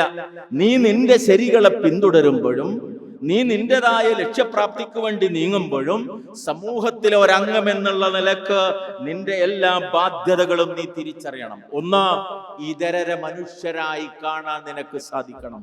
ഞാൻ നേരത്തെ പറഞ്ഞു, വ്യാവസായിക വിപ്ലവത്തിലൂടെ ലോകത്ത് സാമ്പത്തിക പുരോഗതി ഉണ്ടായപ്പോ, പ്രത്യേകിച്ച് ക്രിസ്ത്യാനിയുടെ മതദർശനങ്ങൾക്കെതിരെ യുക്തിചിന്തയിൽ അധിഷ്ഠിതമായ പ്രസ്ഥാനങ്ങൾ മുന്നോട്ട് വന്നപ്പോ അവിടെ തുടർന്ന് നമ്മൾ കണ്ട ഒന്നാം ലോക മഹായുദ്ധവും രണ്ടാം ലോക മഹായുദ്ധവും മനുഷ്യത്വത്തിന് വിരുദ്ധമായ നിലക്കാണ് മുന്നോട്ട് നീങ്ങിയിട്ടുള്ളത്. അതുപോലെ തന്നെ നമുക്ക് കാണാൻ സാധിക്കും, കുരിശ് യുദ്ധത്തിന്റെ കാലഘട്ടത്തിലും വളരെ മ്ലേച്ഛമായ രൂപത്തിലുള്ള മനുഷ്യത്വ വിരുദ്ധമായ നീക്കങ്ങൾ ഉണ്ടായിത്തീർന്നു. എന്നാൽ ഈ വിഷയത്തിലൊക്കെ ഇസ്ലാം പഠിപ്പിച്ച ഏറ്റവും അടിസ്ഥാനമായ ഒരു കാര്യം, യാ അയ്യുഹന്നാസ് ഇന്നാ ഖലഖനാകും മിൻ ദഖരിൻ വ ഉൻസാ വജഅൽനാകും ശുഊബൻ വഖബായില ലിതആറഫു ഇന്ന അക്രമകും ഇൻദല്ലാഹി അത്ഖാകും ഇന്നല്ലാഹ അലീമുൻ ഖബീർ. മനുഷ്യരെ, നിങ്ങളെല്ലാം ഒരു പുരുഷനിൽ നിന്നും ഒരു സ്ത്രീയിൽ നിന്നുമുള്ളവരാണ്. നിങ്ങളെ ഗോത്രങ്ങളും വിഭാഗങ്ങളുമാക്കിയത് നിങ്ങൾക്കൊരു അഡ്രസ് ഉണ്ടാകാൻ, തിരിച്ചറിവിന് വേണ്ടിയാണ്. തീർച്ചയായും അള്ളാഹുവിന്റെ അടുക്കൽ നിങ്ങളിൽ ഏറ്റവും ഉത്തമർ, ആദരണീയർ, ഏറ്റവും കൂടുതൽ ദൈവഭയമുള്ളവരാണ്. സാമ്പത്തികമായ ഔന്നത്യമല്ല, ശാരീരികമായ പുഷ്ടിയല്ല, ഭൗതികമായ വിഭവങ്ങളല്ല, മറിച്ച് ഹൃദയത്തിൽ അള്ളാഹുവിനെ കുറിച്ച് കാത്തു സൂക്ഷിക്കുന്ന തഖ്വയാണ്, സൂക്ഷ്മതാ ബോധമാണ് ഒരു മനുഷ്യന്റെ ഔന്നത്യത്തിന്റെ മാനദണ്ഡമെന്ന് വളരെ കൃത്യമായി വിശുദ്ധ ഖുർആൻ പഠിപ്പിച്ചു. തഖ്വയിലൂടെയാണ് മനുഷ്യൻ ഉന്നതനാകുന്നത്. മറ്റൊരു വചനത്തിലൂടെ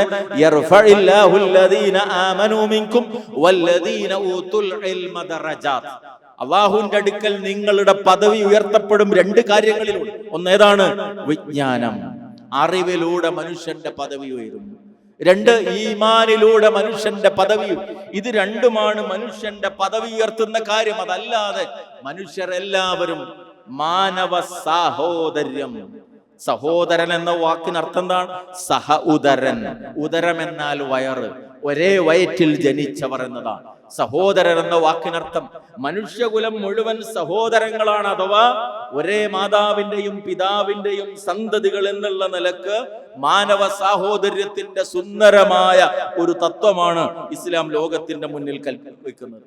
എന്നിട്ട് അവിടെ വളരെ കൃത്യമായി മനുഷ്യർ എന്നുള്ള നിലക്ക് കാത്തു സൂക്ഷിക്കേണ്ടുന്ന മൂല്യങ്ങളെ കുറിച്ച് പഠിപ്പിച്ചു. യാ അയ്യുഹല്ലദീന ആമനു ലാ യസ്ഖർ ഖൗമും മിൻ ഖൗമിൻ അസാ അൻ യകൂനു ഖൈറൻ മിൻഹും വലാ നിസാഉം മിൻ നിസാഇ അസാ അൻ യകുന്ന ഖൈറൻ മിൻഹുന്ന എന്നിങ്ങനെ സ്വഭാവരംഗത്ത്, പെരുമാറ്റരംഗത്ത് മറ്റൊരാളെ പരിഹസിക്കരുത് എന്ന് പഠിപ്പിച്ചു. അതുപോലെ തന്നെ പരസ്പരം ചാരപ്പണികൾ ചെയ്യരുത് എന്ന് പഠിപ്പിച്ചു. പരദൂഷണം പറയരുത് എന്ന് പഠിപ്പിച്ചു. അതേപോലെ തന്നെ അങ്ങോട്ടും ഇങ്ങോട്ടും ഒരാളുടെ ന്യൂനതകൾ അത് ചൂണ്ടിക്കാണിച്ചുകൊണ്ടുള്ള പ്രവർത്തനം പാടില്ല എന്ന് പഠിപ്പിച്ചു.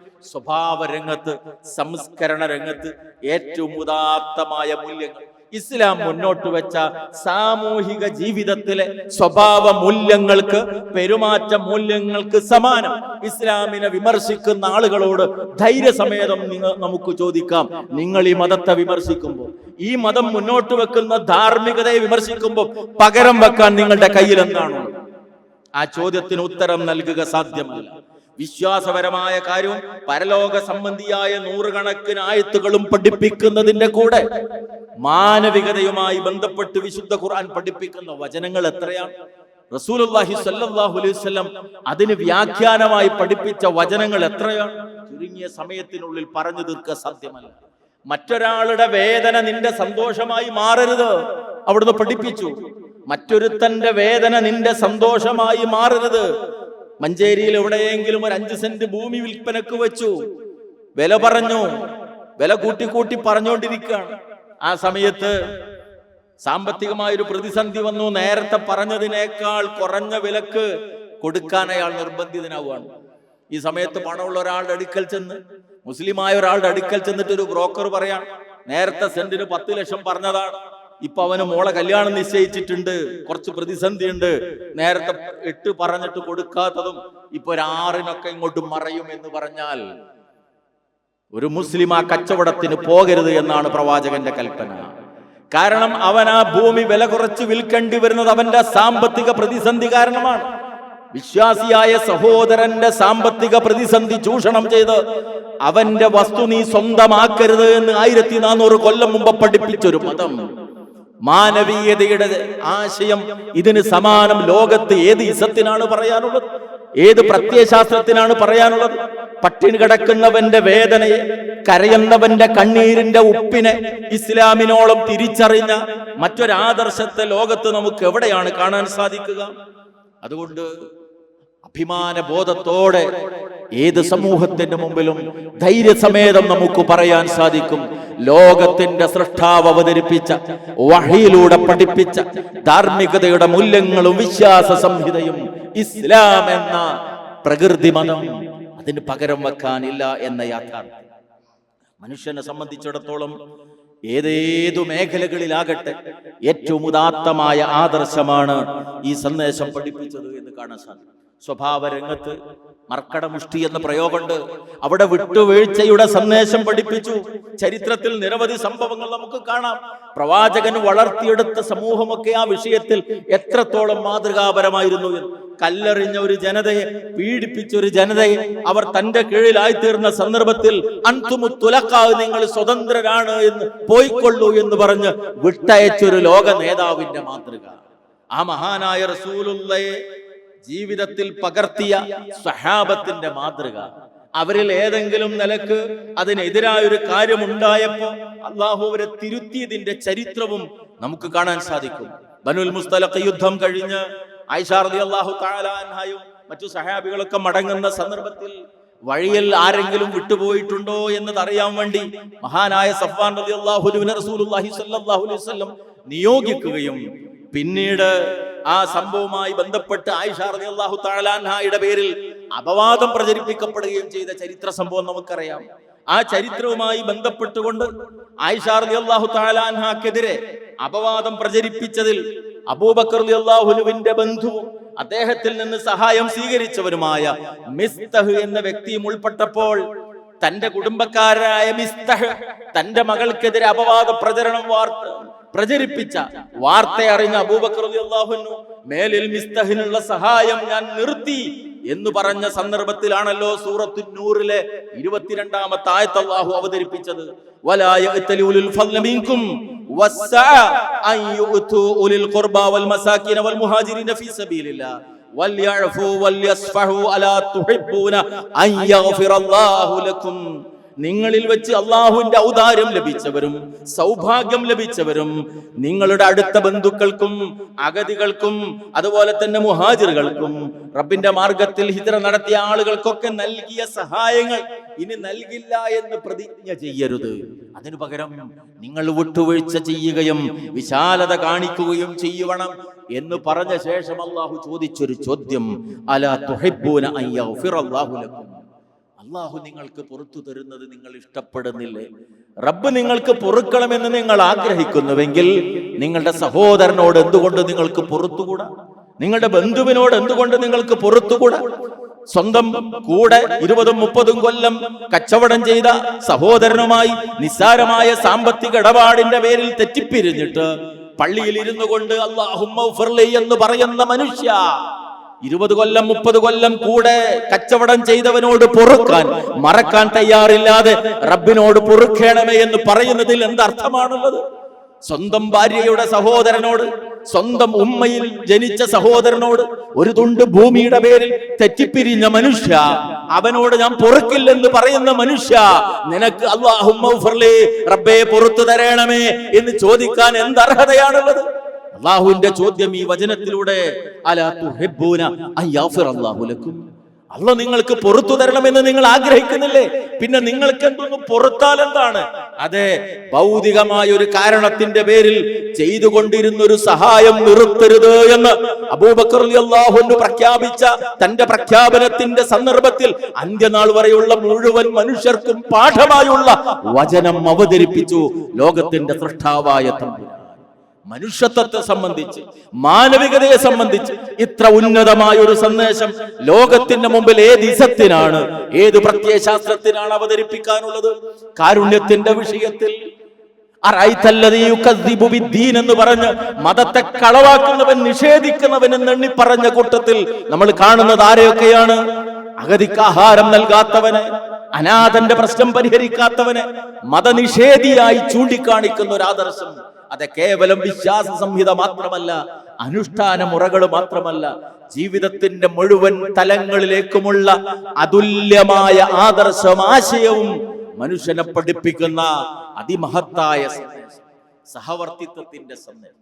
ആദർശ രംഗത്ത് വിട്ടുവീഴ്ചയില്ലാത്ത നിലപാട് സ്വീകരിക്കുമ്പോഴും വളരെ കൃത്യമായി മാനവികത ഉയർത്തിപ്പിടിക്കുന്ന സന്ദേശമാണ് ഇസ്ലാം. മഹാനായ പ്രവാചകൻ സല്ലല്ലാഹു അലൈഹി വസല്ലം 17 തവണ ആവർത്തിച്ച് പ്രഖ്യാപിക്കുന്ന ദിവസം നമ്മളോട് പറഞ്ഞു, 17 തവണ ആവർത്തിച്ച് പ്രഖ്യാപിക്കാൻ വേണ്ടി വൈരിൽ മഗ്ലൂബി അലൈഹിം വലദ്ദാലീൻ എന്ന വചനം സൂറത്ത് ഫാത്തിഹയിലെ. ജൂതന്മാരിൽ ഞങ്ങളെ പെടുത്തരുതേ, ക്രിസ്ത്യാനികളിൽ ഞങ്ങളെ പെടുത്തരുതേ എന്ന് ആദർശത്തിന്റെ വിഷയത്തിൽ വിട്ടുവീഴ്ചയില്ലാത്ത ഒരു മുസൽമാൻ റബ്ബിനോട് പ്രാർത്ഥിക്കുമ്പോഴും മഹാനായ റസൂലുള്ളാഹി സ്വല്ലല്ലാഹു അലൈഹി വസല്ലം വഫാത്താകുന്ന ഘട്ടത്തിൽ അവിടുത്തെ വയറ്റിലുണ്ടായിരുന്നത് തന്റെ പ്രിയപ്പെട്ട പടയങ്കി 30 സേർ ഗോതമ്പിന് വേണ്ടി ഒരു ജൂതന്റെ പക്കൽ പണയം വെച്ച് വാങ്ങിയ ആ ഗോതമ്പ് മണികളായിരുന്നു എന്ന് മനസ്സിലാക്കുമ്പോ മഹാനായ റസൂലുള്ളാഹി സ്വല്ലല്ലാഹു അലൈഹി വസല്ലം ഇസ്ലാമിന്റെ കൊടിയ ശത്രുക്കളായി വിശുദ്ധ ഖുർആനിലൂടെ അല്ലാഹു പഠിപ്പിച്ചിട്ടുള്ള ജൂതരുമായി ആദർശ രംഗത്ത് പോരാട്ടം നടത്തുമ്പോഴും സാമ്പത്തിക രംഗത്ത് ഇടപാടുകൾ നടത്തിയിരുന്നു എന്നത്, ആ ജൂതർ തങ്ങളുടെ വസ്തുവകകളെ സൂക്ഷിക്കാനുള്ള സൂക്ഷിപ്പുകാരനായി അൽ അമീനായ പ്രവാചകൻ അവർ കണ്ടിരുന്നു എന്നത് ഇസ്ലാം ലോകത്തിന്റെ മുമ്പിൽ പഠിപ്പിക്കുന്ന മനുഷ്യത്വത്തിന്റെ, മാനവ സൗഹാർദ്ദത്തിന്റെ, ആദർശപരമായ രംഗത്ത് വിട്ടുവീഴ്ചയില്ലാതിരിക്കുമ്പോഴും മാനവ സ്നേഹത്തിന്റെ ഉദാത്തമായ മാതൃകയാണ്. പറഞ്ഞാൽ തീരാത്തത്ര സംഭവങ്ങൾ. ഈ ആശയത്തെ, ഈ ആദർശത്തിന് പകരം വെക്കാൻ ലോകത്തിന്റെ മുമ്പിൽ എന്താണുള്ളത്, ആരാണുള്ളത്? പക്ഷെ ഇവിടെ നമുക്ക് എപ്പോഴും ഏത് നിമിഷത്തിലും കാണാൻ സാധിക്കുന്ന ഒരു കാര്യമുണ്ട്. ഈ പരിശുദ്ധമായ മതത്തെ കൊത്തിവലിക്കാൻ, ഇതിനെ അപകീർത്തിപ്പെടുത്താൻ ലഭിക്കുന്ന സന്ദർഭങ്ങൾ ഓരോന്നും ഉപയോഗപ്പെടുത്തുക. വിദ്യാലയത്തിൽ പഠിച്ചുകൊണ്ടിരിക്കുന്ന ഒരു പെൺകുട്ടിക്ക് തലമറക്കുന്നതുമായി ബന്ധപ്പെട്ട ഒരു വിഷയം വരുന്നു. ഇന്ത്യ രാജ്യത്തിന്റെ ഭരണഘടന അനുസരിച്ച് ഓരോ പൗരനും വസ്ത്രധാരണത്തിന്റെ കാര്യത്തിൽ, വിശ്വാസത്തിന്റെ കാര്യത്തിൽ, ആരാധനകളുടെ കാര്യത്തിൽ സ്വാതന്ത്ര്യമുണ്ടെങ്കിൽ ആ സ്വാതന്ത്ര്യം വകവെച്ച് കിട്ടണമെന്ന് ആവശ്യപ്പെട്ടപ്പോ ചാനൽ ചർച്ചകളിലൂടെ ഇസ്ലാം എന്നത് ഏറ്റവും പ്രധാനമായി സ്ത്രീയെ താഴ്ത്തിക്കെട്ടുന്ന മതമാണ് എന്ന കാര്യം ഉയർത്തിക്കാണിക്കാനാണ് ശ്രമിച്ചു പോന്നിട്ടുള്ളത്. ലിബറലിസത്തിന്റെ പ്രധാന തത്വങ്ങളിൽപ്പെട്ട ഒരു കാര്യമാണത്. സ്വാതന്ത്ര്യം, അതാണ് മനുഷ്യന്റെ ലക്ഷ്യം എന്ന് പറയുന്ന ലിബറലിസം ഇസ്ലാമിനെ വിമർശിക്കുന്ന ഏറ്റവും പ്രധാനമായ ഒരു മേഖല സ്ത്രീകളുടെ വിഷയവുമായി ബന്ധപ്പെട്ടാണ്. സ്ത്രീയെ പർദ്ദയുടെ ആ അടിമത്തത്തിൽ തളച്ചിട്ട് സ്ത്രീയുടെ സ്വാതന്ത്ര്യത്തിനും പുരോഗതിക്കും കൂച്ചുവിലങ്ങിടുന്ന മതമാണ് ഇസ്ലാം എന്ന്. ഇവിടെ ഈ വിമർശനം ഉന്നയിക്കുമ്പോ ഭൗതികമായ ചില താല്പര്യങ്ങൾ അതിനു പിന്നിലുണ്ട്. ഒന്ന്, ഈ ഭൗതികവാദത്തിന്റെ ആളുകൾ, ലിബറലിസത്തിന്റെ, മെറ്റീരിയലിസത്തിന്റെ, ക്യാപിറ്റലിസത്തിന്റെ ആളുകൾ ലോക കമ്പോളത്തിൽ കച്ചവട താല്പര്യവുമായി മുന്നിട്ടിറങ്ങുന്ന അവര് പ്രധാനമായി ലക്ഷ്യം വെക്കാറുള്ള ഒന്ന് പലിശ സംവിധാനമാണ്. ഇസ്ലാം ആ പലിശക്കെതിരാണ്. 2, അവർ ലോക കമ്പോളത്തിൽ മുതൽ ഇറക്കിയിട്ട് ലാഭം നേടാൻ ശ്രമിക്കുമ്പോൾ അതിനുവേണ്ടി ഉപയോഗപ്പെടുത്താറുള്ള രണ്ടാമത്തെ വസ്തു മനുഷ്യന്റെ ലൈംഗികതയാണ്, സെക്സ് ആണ്. മൂന്നാമത്തേത് സ്ത്രീയാണ്. ഇസ്ലാമിന് ഈ 3 വിഷയത്തിലും കൃത്യമായ കാഴ്ചപ്പാടും നിർദ്ദേശങ്ങളുമുണ്ട് എന്നതാണ് ഈ കച്ചവട കണ്ണുള്ള ആളുകൾ ഇസ്ലാമിനെ വിമർശിക്കുന്നതിനുള്ള പ്രധാനമായ ഭൗതിക താല്പര്യങ്ങളിലൊന്നും. കാരണം സ്ത്രീയുടെ സൗന്ദര്യം പ്രകടമാക്കപ്പെട്ടെങ്കിലേ ലോകത്തെ ഏറ്റവും വലിയ വാണിജ്യത്തിൽ ഒന്നായ, വിപണനത്തിൽ ഒന്നായ കോസ്മെറ്റിക്സിന് മാർക്കറ്റ് ഉണ്ടാകുള്ളൂ. സ്ത്രീ സൗന്ദര്യം പരസ്യപ്പലകയിൽ ഉപയോഗപ്പെടുത്തെങ്കിൽ മാത്രമേ സെക്സ് വാണിഭത്തിലൂടെ, സെക്സ് ഉപയോഗിച്ചുകൊണ്ട് ലോകത്ത് നടത്തുന്ന വാണിഭത്തിലൂടെ സാമ്പത്തിക നേട്ടം ഉണ്ടാക്കാൻ കഴിയുള്ളൂ. അതുകൊണ്ട് എന്ത് വേണം? ഇസ്ലാം സ്ത്രീയുടെ സ്വാതന്ത്ര്യം നിഷേധിക്കുന്ന മതമാണ് എന്ന് പ്രചരിപ്പിക്കണം. ഇസ്ലാം സ്ത്രീയുടെ പുരോഗതിക്ക് തടസ്സമാണ് എന്ന് പഠിപ്പിക്കണം. ഏത് ഇസ്ലാമിനെ 14 നൂറ്റാണ്ടുകൾക്ക് മുമ്പ് പെൺകുഞ്ഞിനെ ജീവനോടുകൂടി കുഴിച്ചു മൂടിയിരുന്ന ഒരു സമൂഹത്തിൽ ഫൈദൽ മൗഊദതു സുഇലത്ത് എന്ന് പഠിപ്പിച്ചുകൊണ്ട് ആ പെൺകുട്ടിക്ക് ജീവിക്കാനുള്ള സ്വാതന്ത്ര്യമുണ്ട്, നാളെ പരലോകത്ത് എന്തു തെറ്റിന്റെ പേരിൽ അവൾ കുഴിച്ചു മൂടപ്പെട്ടു എന്ന് ചോദിക്കപ്പെടും എന്ന് പഠിപ്പിച്ചുകൊണ്ട് സ്ത്രീക്ക് ജീവിക്കാൻ ജന്മ അവകാശം നൽകിയ ഇസ്ലാം, ആ സ്ത്രീക്ക് സ്വത്തവകാശം, മാതാപിതാക്കൾ വിട്ടേച്ചു പോകുന്ന സമ്പത്തിൽ സ്ത്രീക്ക് അവകാശമുണ്ടെന്ന് പറഞ്ഞ് സ്ത്രീക്ക് സ്വത്തവകാശം നൽകിയ ഇസ്ലാം, ബാബുന്നിസാ എന്ന പേരിൽ സ്ത്രീക്ക് വേണ്ടി പള്ളിയിൽ ആരാധനാലയത്തിൽ പ്രത്യേക കവാടം വരെ അനുവദിച്ചു നൽകി സ്ത്രീക്ക് ആരാധനാ സ്വാതന്ത്ര്യം നൽകിയ ഇസ്ലാം, അറിവ് നേടാൻ പ്രവാചകന്റെ മുമ്പിലേക്ക് വന്ന് ചോദ്യങ്ങൾ ചോദിച്ചു കൊണ്ടിരുന്ന സഹാബി വനിതകളെ പ്രശംസിച്ച ആയിഷ റളിയല്ലാഹു തആല അൻഹയുടെ ചരിത്രം മുന്നോട്ട് വെച്ചുകൊണ്ട് സ്ത്രീകളുടെ വിദ്യാഭ്യാസത്തിന് പ്രാമുഖ്യം കൽപ്പിച്ച ഇസ്ലാം ആ മതത്തെ സ്ത്രീ വിരുദ്ധമായി ചിത്രീകരിക്കുന്നു. എന്തിനു വേണ്ടി? സ്ത്രീയുടെ ലൈംഗികതയും സ്ത്രീയുടെ അങ്കലാവണ്യവും വിൽപ്പന ചരക്കാക്കി കാശുണ്ടാക്കാൻ. അവിടെ ഈ മതം അവർക്കെതിരാണ് എന്നതുകൊണ്ട് അതിന് ഏറ്റവും പ്രധാനമായി ഉപയോഗപ്പെടുത്തുന്ന എതിരെയാണ് മീഡിയകളെയാണ്. നമുക്കറിയാം കേരളത്തിലെ മീഡിയകളുടെ ഒക്കെ തലപ്പത്തുള്ളവരാരാണ്? ലിബറലിസത്തിന്റെ വക്താക്കളാണ്, ഭൗതികവാദത്തിന്റെ പ്രണേതാക്കളാണ്. ക്യാമ്പസുകളിൽ പഠിച്ചിരുന്ന കാലത്ത് നിരീശ്വരവാദത്തിന്റെയും നിർമ്മതവാദത്തിന്റെയും ആളുകളായി പ്രവർത്തിച്ചവർ അവർ ഇന്ന് മീഡിയകളെ അടക്കി ഭരിച്ചുകൊണ്ടിരിക്കുകയാണ്. അതുകൊണ്ട് തന്നെ ഇത്തരം ചർച്ചകൾ വരുമ്പോൾ നമ്മൾ കണ്ടു, ഇവിടെ നമുക്കാരോടും വിരോധമില്ല, പക്ഷേ തട്ടം ചർച്ചയായതിന്റെ 2 ആഴ്ച കഴിഞ്ഞപ്പോഴാണ് കറുപ്പ് ധരിക്കാൻ വിദ്യാലയത്തിൽ പ്രവേശനം നിഷേധിക്കപ്പെട്ട സംഭവം ഉണ്ടായത്. പക്ഷെ ചർച്ചയായില്ല, ചാനൽ ചർച്ചയുണ്ടായില്ല, പ്രകടനങ്ങൾ നടന്നില്ല. കാരണം വളരെ വ്യക്തമാണ്, ഈ മതത്തെ, അതിന്റെ ആദർശത്തെ വിമർശിക്കാനും അതിനെ ബൽസിക്കാനും ലഭിക്കുന്ന അവസരങ്ങൾ ഉപയോഗപ്പെടുത്തുക എന്നത് മാത്രമാണ്. ഇതേപോലെ തന്നെ വളരെ കൃത്യമാണ്, നമുക്കറിയാം സെക്സുമായി ബന്ധപ്പെട്ട ഇസ്ലാമിന്റെ കാഴ്ചപ്പാട്. സെക്സുമായി ബന്ധപ്പെട്ട് 2 കാഴ്ചപ്പാട് ലോകത്ത് ഇന്നും ഉണ്ടായിട്ടുണ്ട്. ഒന്ന്, ലൈംഗികത മനുഷ്യ മോചനത്തിന് വിരുദ്ധമാണ്. മനുഷ്യന്റെ ആത്യന്തികമായ ലക്ഷ്യമായ മോക്ഷം നേടുന്ന കാര്യത്തിൽ സെക്സ് തടസ്സമാണ്. അതുകൊണ്ട് വിവാഹമില്ലാത്ത ബ്രഹ്മത്തെ ചരിക്കുന്ന ബ്രഹ്മചാരിയായി ജീവിക്കലാണ് മോക്ഷമാർഗം. അങ്ങനെ പറയാൻ അതിന്റെ ആളുകൾക്ക് സ്വാതന്ത്ര്യമുണ്ട്. രണ്ടാമത്തേത്, ലിബറലിസം മുന്നോട്ട് വെച്ചത് പരിധികളില്ലാത്ത ഓപ്പൺ സെക്സ് ആണ്, തുറന്ന ലൈംഗികത, അപകടകരമായ ലൈംഗികത. കാരണം നമുക്കറിയാം, മനുഷ്യനെ സംബന്ധിച്ചിടത്തോളം അവനൊരു അഡ്രസ് ഉണ്ടാകണമെങ്കിൽ പിതാവാരെന്ന് മാതാവാരെന്നറിയുന്ന കുടുംബം എന്ന സംവിധാനം, കൂടുമ്പോൾ ഇമ്പമുണ്ടാകുന്ന കുടുംബ സംവിധാനമാണ് സാമൂഹിക ജീവിതത്തിന്റെ അസ്ഥിവാരം പണിയുന്നത്. ധാർമ്മികതയുടെ പാഠങ്ങൾ ഒരു കുട്ടി പഠിക്കുന്നത് കുടുംബത്തിൽ നിന്നാണ്, വീട്ടിൽ നിന്നാണ്. കുടുംബ വ്യവസ്ഥയെ തകർക്കുക എന്നത് ലിബറലിസത്തിന്റെ അടിസ്ഥാന താല്പര്യമാണ്. അവര് ചെയ്ത മാർഗം സെക്സിനെ സംബന്ധിച്ച കാഴ്ചപ്പാടിൽ മാറ്റം വരുത്തുകയാണ്. ലോകത്തിന്റെ സൃഷ്ടാവായ പടച്ച തമ്പുരാൻ ലൈംഗികതയുടെ കാര്യത്തിൽ ലോകത്ത് വെച്ചൊരു സംവിധാനമുണ്ട്. വളരെ കൃത്യമായി നമുക്ക് കാണാൻ സാധിക്കും. സുബ്ഹാനല്ലദീ ഖലഖൽ അസ്വാജ കുല്ലഹാ മിമ്മാ തുൻബിതുൽ അർളു വമിൻ അൻഫുസിഹിം വമിമ്മാ ലാ യഅലമൂൻ. മനുഷ്യരും ഭൂമിയിൽ നിന്ന് പൊട്ടിമുളക്കുന്ന വസ്തുക്കളിലും മനുഷ്യദേഹങ്ങളിൽ മനുഷ്യർക്കറിയാത്ത എല്ലാത്തിലും ഇണകളുണ്ട് എന്നത് പ്രപഞ്ച സത്യമായി അല്ലാഹുവിന്റെ സൃഷ്ടിപ്പിന്റെ സംവിധാനത്തിന്റെ ഭാഗമായി പരിശുദ്ധ ഖുർആൻ സൂറത്ത് യാസീനിലൂടെ നമുക്ക് പഠിപ്പിച്ചു തരികയാണ്. അതുകൊണ്ട് ആണും പെണ്ണുമായി സൃഷ്ടിക്കപ്പെടുന്ന മനുഷ്യൻ പക്വതയെത്തുന്ന സന്ദർഭത്തിൽ ഒരു ഇണയെ പോറ്റാനുള്ള സാഹചര്യങ്ങൾ ഒരുങ്ങുന്ന ഘട്ടത്തിൽ പെൺകുട്ടിയുടെ പിതാവിനെ കണ്ടുകൊണ്ട് ആ പെൺകുട്ടിയെ കുറിച്ചുള്ള വിവാഹാലോചന നടത്തി പെൺകുട്ടിയുടെ പിതാവ് വരനെ ഒരു കരാറിലൂടെ ഏൽപ്പിച്ചു കൊടുക്കുന്ന 2 വ്യക്തികളെ സാക്ഷികളാക്കി നിർത്തിക്കൊണ്ട് നടക്കുന്ന ഒരു കരാറിലൂടെ നടക്കേണ്ടുന്ന വിവാഹമെന്ന മഹിതവും മഹനീയവുമായ കാര്യം ഒരു കുടുംബത്തിന് അവിടെ അസ്ഥിവാരം വിടപ്പെടുകയാണ്. വിശുദ്ധ ഖുർആൻ അത് വളരെ കൃത്യമായി പഠിപ്പിച്ചു. ഹുവല്ലദീ ഖലഖ മിനൽ മാഇ ബശറ ഫജഅലഹു നസബൻ വസിഹ്റാ വകാന റബ്ബുക ഖദീറാ. വെള്ളത്തിൽ നിന്ന് നിങ്ങളെ സൃഷ്ടിച്ചത് റബ്ബാണെന്ന് പഠിപ്പിച്ച് രക്തബന്ധവും വൈവാഹിക ബന്ധവും നിങ്ങൾക്ക് നൽകിയത് അല്ലാഹുവാണ് എന്ന് ആ റബ്ബ് നമ്മളെ ഓർമ്മപ്പെടുത്തി. അത്ഭുതകരമാണ് ആ സംവിധാനം.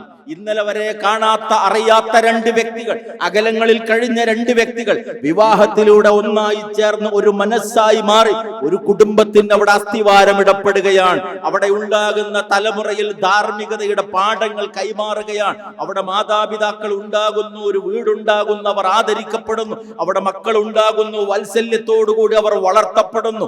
ശരി തെറ്റുകളെ കുറിച്ച് പുതിയ തലമുറക്കുള്ള അധ്യാപനങ്ങൾ വീടാകുന്ന 4 ചുമരുകൾക്കുള്ളിൽ നടത്തപ്പെടുകയാണ്. അതിനെ തകർക്കുക എന്നതാണ് സ്വതന്ത്രതാവാദത്തിന്റെ ലക്ഷ്യം.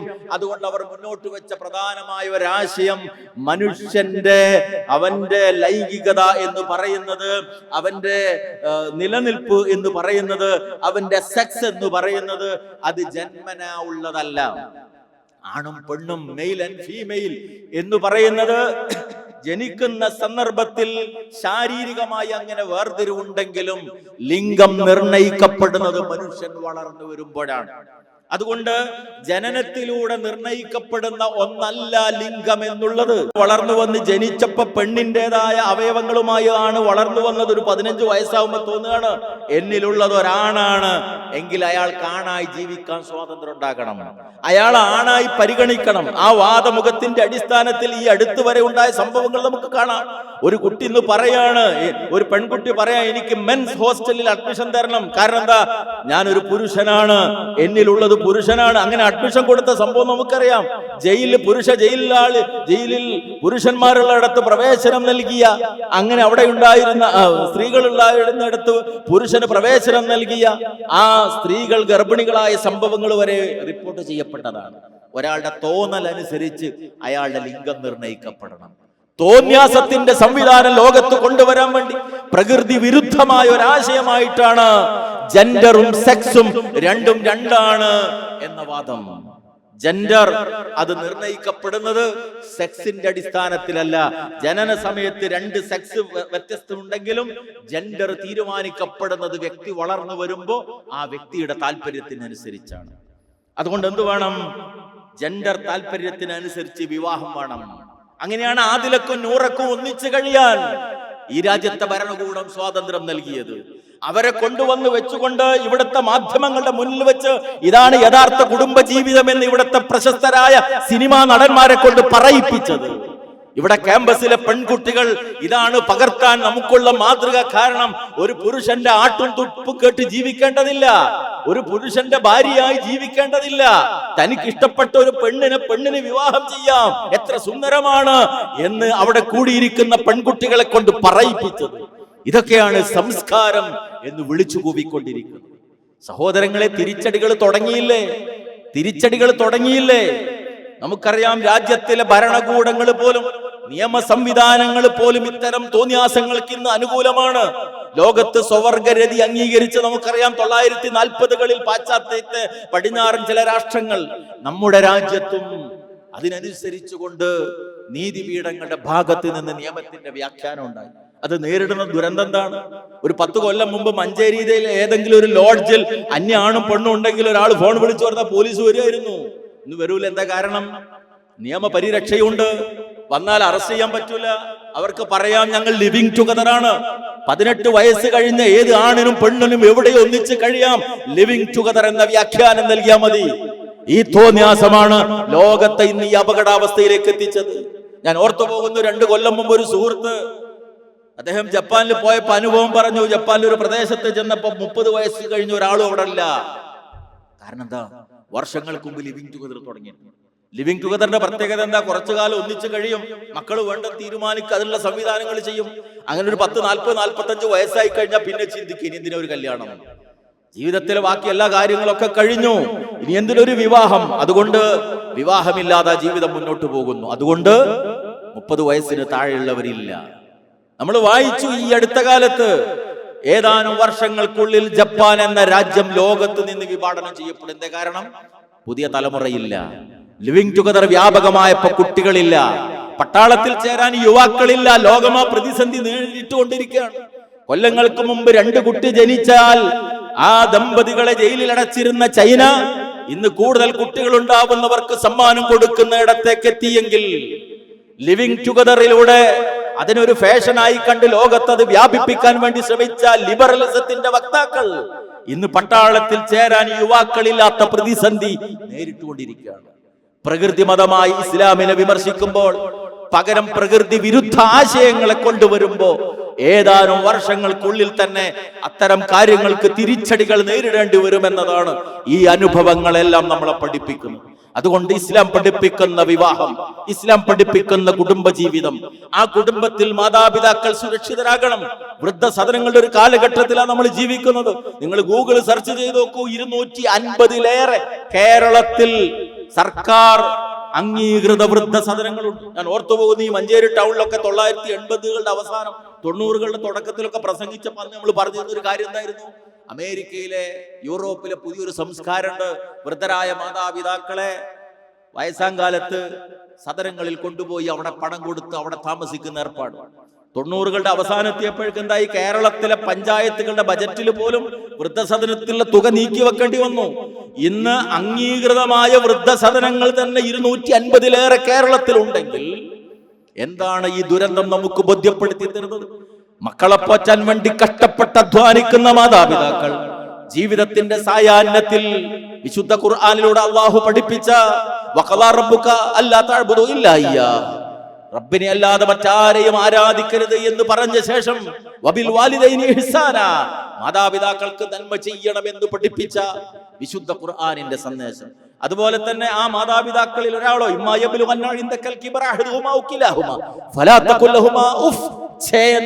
ആക്ഷേപത്തിന്റെ ഏറ്റവും ചെറിയ രൂപമുള്ള വാക്ക് പോലും അവരോട് പറയരുത്.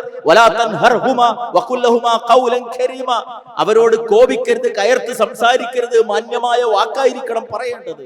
മാത്രമല്ല വിനയത്തിന്റെ ചിറക് കാരുണ്യപൂർവ്വം അവർക്ക് വേണ്ടി താഴ്ത്തി കൊടുക്കണം എന്ന് പഠിപ്പിക്കുന്ന ഇസ്ലാമിന്റെ നിത്യപ്രസക്തിയാണ് വൃദ്ധസദനങ്ങളുടെ പൂമുഖത്തിരുന്ന് കണ്ണീരൊഴുക്കുന്ന ആധുനിക വാർദ്ധക്യത്തിന്റെ പ്രശ്ന പ്രഹേളികൾക്ക് മുമ്പിൽ നമുക്ക് നൽകാനുള്ള ഉത്തരം.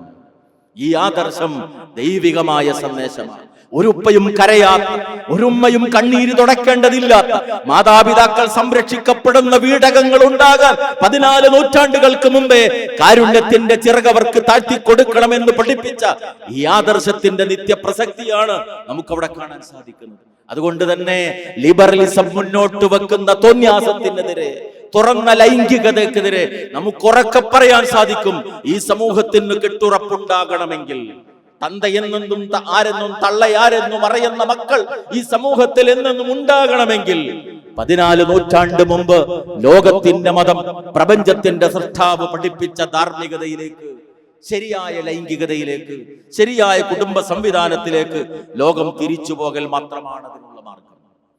ഇസ്ലാം വിമർശിക്കപ്പെടാറുള്ള മേഖലകൾ നിരവധിയാണ്. അതിന്റെ സാമ്പത്തിക കാഴ്ചപ്പാട് വളരെ കൃത്യമാണ്. നമുക്കറിയാം, ലോകത്തെ ഇന്ന് നിയന്ത്രിക്കുന്ന പ്രധാനമായ ഒരു മേഖല അത് ലഹരിയുമായി ബന്ധപ്പെട്ട സാമ്പത്തിക ക്രയവിക്രയങ്ങളാണ്.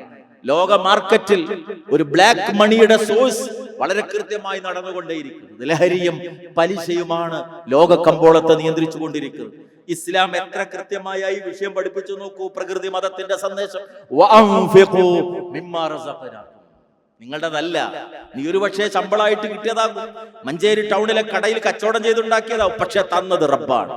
അതിൽ നിന്ന് ചിലവഴിക്കണം എന്ന് പറഞ്ഞപ്പോ നിന്റേത് ചിലവഴിക്കണമെന്നല്ല പറഞ്ഞത്, നാം നിങ്ങൾക്ക് നൽകിയതിൽ നിന്ന് ചിലവഴിക്കണം. സമ്പത്തിനെ കുറിച്ച കൃത്യമായ കാഴ്ചപ്പാട് മനുഷ്യനെ പഠിപ്പിക്കാം. നിന്റേതല്ല, ഒരു താൽക്കാലിക ക്രയവിക്രയത്തിന്റെ ആളെന്നുള്ള നിലയ്ക്ക് ഒരു പരീക്ഷണമായി നിന്നെ ഏൽപ്പിച്ചതാണ്. അതുകൊണ്ട് നിന്റേതാണെന്ന ധാരണയിൽ അത് കെട്ടിപ്പൂട്ടി വെക്കരുത്. അത് വെട്ടിപ്പിടിക്കാനുള്ള വഴികൾ നീ സ്വീകരിക്കരുത്. ആ സമ്പത്ത് നിനക്ക് നൽകുന്ന പരീക്ഷണ വസ്തുവാണ്. 1400 വർഷങ്ങൾക്ക് മുമ്പ് മഹാനായ റസൂലുള്ളാഹി സ്വല്ലല്ലാഹു അലൈഹി വസല്ലം പഠിപ്പിച്ചു, എല്ലാ ജനതക്കും ഒരു പരീക്ഷണ വസ്തുവുണ്ട്. എന്റെ സമുദായത്തിന്റെ പരീക്ഷണ വസ്തു പണമായിരിക്കുമെന്ന് പഠിപ്പിച്ചു. അതുപോലെ മറ്റൊരു വചനത്തിൽ സ്ത്രീയായിരിക്കുമെന്ന് പഠിപ്പിച്ചു. നമുക്ക് തീർച്ചയായും മനസ്സിലാക്കാൻ സാധിക്കും, മനുഷ്യനെ സംബന്ധിച്ചിടത്തോളം പണം എത്രത്തോളം അനിവാര്യമാണ്, അതേപോലെ പരീക്ഷണമാണ്. പണത്തോടുള്ള സ്നേഹമാണ് മനുഷ്യനെ അക്രമത്തിന് പ്രേരിപ്പിക്കുന്നത്, വെട്ടിപ്പിടിക്കാൻ. ഇന്നും നമുക്കറിയാം, പലസ്തീനിന്റെ മണ്ണിൽ പിഞ്ചു കുഞ്ഞുങ്ങളെ ചുട്ടുകൊല്ലാൻ അവരെ പ്രേരിപ്പിക്കുന്നത്, അവർക്ക് ആയുധം നൽകാൻ വേണ്ടി അമേരിക്ക എന്ന ഭീകര രാഷ്ട്രത്തെ പ്രേരിപ്പിക്കുന്നത് സാമ്പത്തിക താല്പര്യങ്ങളാണ്, എണ്ണ താല്പര്യങ്ങളാണ്, ലോകത്തെ പിടിച്ചടക്കാനും സാമ്രാജ്യ വിസ്തൃതി വർദ്ധിപ്പിക്കാനുള്ള താല്പര്യങ്ങളാണ്. മനുഷ്യന്റെ മോഹിതം അങ്ങനെയാണ്. അവിടെ വളരെ കൃത്യമായി കൂച്ചുബലം കിട്ടൂ. നിനക്ക് നാം നൽകിയതാണ്, അത് മുഴുവൻ നിന്റേതല്ല. അതിലെ 2.5%, കാർഷിക ഉൽപ്പന്നങ്ങളിലെ 5%, അതുപോലെ തന്നെ 10% ഒക്കെ അതിന്റെ തോത് നിർണയിച്ചു തന്നു. അത് പാവപ്പെട്ടവന് നൽകാൻ, അവകാശികൾക്ക് വീതിച്ചു കൊടുക്കാൻ സമ്പത്തിനോടുള്ള മനുഷ്യന്റെ കാഴ്ചപ്പാട് കൃത്യമായി പഠിപ്പിച്ചു. ഹറാം കലരാതിരിക്കാൻ വേണ്ടി ദുആ സ്വീകരിക്കപ്പെടില്ല. നീ കഴിക്കുന്ന ഭക്ഷണം ഹലാലല്ല എങ്കിൽ അള്ളാഹുവിന്റെ നേരെ ഉയരുന്ന നിന്റെ പ്രാർത്ഥന സ്വീകരിക്കപ്പെടില്ല എന്നത് വളരെ കൃത്യമായി പഠിപ്പിച്ച് സാമ്പത്തിക രംഗത്തുള്ള സൂക്ഷ്മതയുടെ പാഠം ഇസ്ലാമിനോളം മനുഷ്യനെ പഠിപ്പിച്ച ഒരു ആശയം, ഒരു ആദർശം വേറെ ഏതാണുള്ളത്? വിപണനം നടത്തുന്ന കച്ചവട വസ്തുവിന്റെ ന്യൂനത മറച്ചുവെച്ച് കച്ചവടം ചെയ്യരുത് എന്ന് നനഞ്ഞ ധാന്യമണികളെ ഉള്ളിലാക്കി മറച്ചുവെച്ച കച്ചവടക്കാരന്റെ മുമ്പ് ചെന്ന് ആ നനഞ്ഞ ധാന്യം പുറത്തേക്കെടുത്ത് കാണിച്ച് പാടില്ല, ന്യൂനത മറച്ചുവെച്ച് കച്ചവടം ചെയ്യരുത് എന്ന ക്രയവിക്രയത്തിലെ ഏറ്റവും അടിസ്ഥാനമായ പാഠം ലോകത്തെ പഠിപ്പിച്ച മഹാനായ റസൂലുള്ളാഹി സ്വല്ലല്ലാഹു അലൈഹി വസല്ലം. സമാനമായ ഒരു ആദർശം എവിടെയാണ് നമുക്ക് കാണാൻ സാധിക്കുക എന്ന് മാത്രമല്ല, അബൂബക്കർ റളിയല്ലാഹു അൻഹുവിനെ പോലുള്ള ആളുകൾ അദ്ദേഹത്തിന്റെ മുന്നിൽ വന്നിട്ട് തന്റെ അധ്വാനത്തിന്റെ വിഹിതം നൽകിയ അടിമയോട് അത് എവിടുന്ന് കിട്ടിയതാണെന്ന് ചോദിച്ചപ്പോ, ജാഹിലിയത്തിൽ എനിക്ക് ജ്യോത്സ്യം അറിയാതിരുന്ന കാലത്ത് ഒരാൾക്ക് ജ്യോത്സ്യം പറഞ്ഞു കൊടുത്തു, പറ്റിച്ചു കാശുണ്ടാക്കിയതാണ്, ഇപ്പൊ കണ്ടപ്പോ തന്നതാണ്, താങ്കളെ കഴിച്ച ഭക്ഷണം എന്ന് പറഞ്ഞപ്പോ വായിലേക്ക് വിരലിട്ട് ഛർദിച്ചു കളഞ്ഞ മഹാനായ അബൂബക്കർ സിദ്ദീഖ് റളിയല്ലാഹു അൻഹു തന്റെ വയറ്റിലേക്ക് ചെല്ലുന്ന ഓരോ ഭക്ഷണ ശകലവും ഹലാലിലൂടെ സമ്പാദിക്കപ്പെട്ടതാകണം എന്നൊരു മുഅ്മിൻ ഉറപ്പാക്കണമെന്നാണ് ഇസ്ലാം പഠിപ്പിക്കുന്നത്. എവിടെ സമാനതകൾ? ഏത് ഇസത്തിനാണ് ഇതിന് സമാനമായ ഒരു ആശയം ലോകത്തിന്റെ മുമ്പിൽ വെക്കാൻ സാധിച്ചിട്ടുള്ളത്? അതുകൊണ്ട് നമുക്ക് ധൈര്യസമേതം ലോകത്തോട് വിളിച്ചു പറയാം, സാമ്പത്തികമായ കാഴ്ചപ്പാടിൽ വഅൻഫിഖൂ ഫീ സബീലില്ലാഹ് വലാ തുൽഖൂ ബിഐദീകും ഇലൽ തഹ്ലുക വഅഹ്സിനൂ ഇന്നല്ലാഹ യുഹിബ്ബുൽ മുഹ്സിനീൻ. സമാനമായ ഒരു ആശയം ലോകത്തിന് പറയാനില്ല. അള്ളാഹുവിന്റെ മാർഗത്തിൽ നിങ്ങൾ ചിലവഴിക്കണം. കൈകളെ നാശത്തിലേക്ക് ഇടരുത്, ദൂർത്തിന് പോകരുത്, അതേപോലെ തന്നെ പിശുക്കരാകരുത്. അതിന്റെ രണ്ടിന്റെയും ഇടയിലുള്ള മധ്യമമായ മാർഗമായിരിക്കണം സ്വീകരിക്കേണ്ടത്. നന്മ ചെയ്യണം, അള്ളാഹുവിന് ഇഷ്ടം നന്മ പ്രവർത്തിക്കുന്നവരെയാണ്. അതുപോലെ തന്നെ മന്ദല്ലദീ യുഖ്രിദുല്ലാഹ ഖർളൻ ഹസനൻ ഫയുളാഇഫു, അള്ളാഹുവിന് ആരാണ് നല്ല കടം കൊടുക്കാൻ തയ്യാറുള്ളത്, അവൻ അള്ളാഹു ഇരട്ടിയായി നൽകും. കൊടുത്താൽ കുറവ് വരില്ല, കൂടുമെന്ന് പഠിപ്പിച്ച ആദർശം.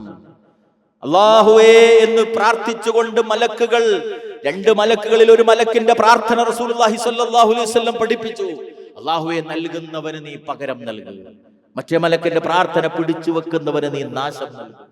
അതുകൊണ്ട് നൽകുന്നത് നാശമല്ല, നൽകുന്നത് വളർച്ചയാണെന്ന് പഠിപ്പിച്ചുകൊണ്ട് ദാനത്തെ പ്രോത്സാഹിപ്പിച്ച മഹത്തായ ഒരു ആദർശം. ലൻ തനാലുൽ ബിർറ ഹത്താ തുൻഫിഖൂ മിമ്മാ തുഹിബ്ബൂൻ. സമ്പത്തിനോട് നിങ്ങൾക്ക് ഇഷ്ടമുണ്ടാകും, പക്ഷേ നിങ്ങൾ പുണ്യവാന്മാരാകണമെങ്കിൽ നിങ്ങൾക്ക് ഏറ്റവും ഇഷ്ടമുള്ളത് അള്ളാഹുവിന്റെ മാർഗത്തിൽ നൽകണമെന്ന് പഠിപ്പിച്ച ഒരു ഗ്രന്ഥം. അത് കേട്ടപ്പോ പ്രിയപ്പെട്ട തോട്ടം അള്ളാന്റെ റസൂലിനെ ഏൽപ്പിച്ചു കൊടുക്കാൻ തയ്യാറായ അനുയായിയുടെ ചരിത്രമുള്ള ഒരു ആദർശം ആർക്ക് പറയാൻ സാധിക്കും പകരം ഒരു സിദ്ധാന്തത്തെ? സാമ്പത്തികമായ വിഷയത്തിൽ, സ്വത്തിനോടുള്ള മാനസികമായ സമീപനത്തിൽ ഇത്ര മഹത്തരമായ ഒരു ആദർശത്തെ ഖുൽ ഇന്ന റബ്ബി യബ്സുതു റിസ്ക ലിമൻ യശാഉ മിൻ ഇബാദിഹി വയഖ്ദിറു ലഹു വമാ അൻഫഖ്തും മിൻ ഷൈഇൻ ഫഹുവ യുഖ്ലിഫ് വഹുവ ഖൈറുർ റാസിഖീൻ.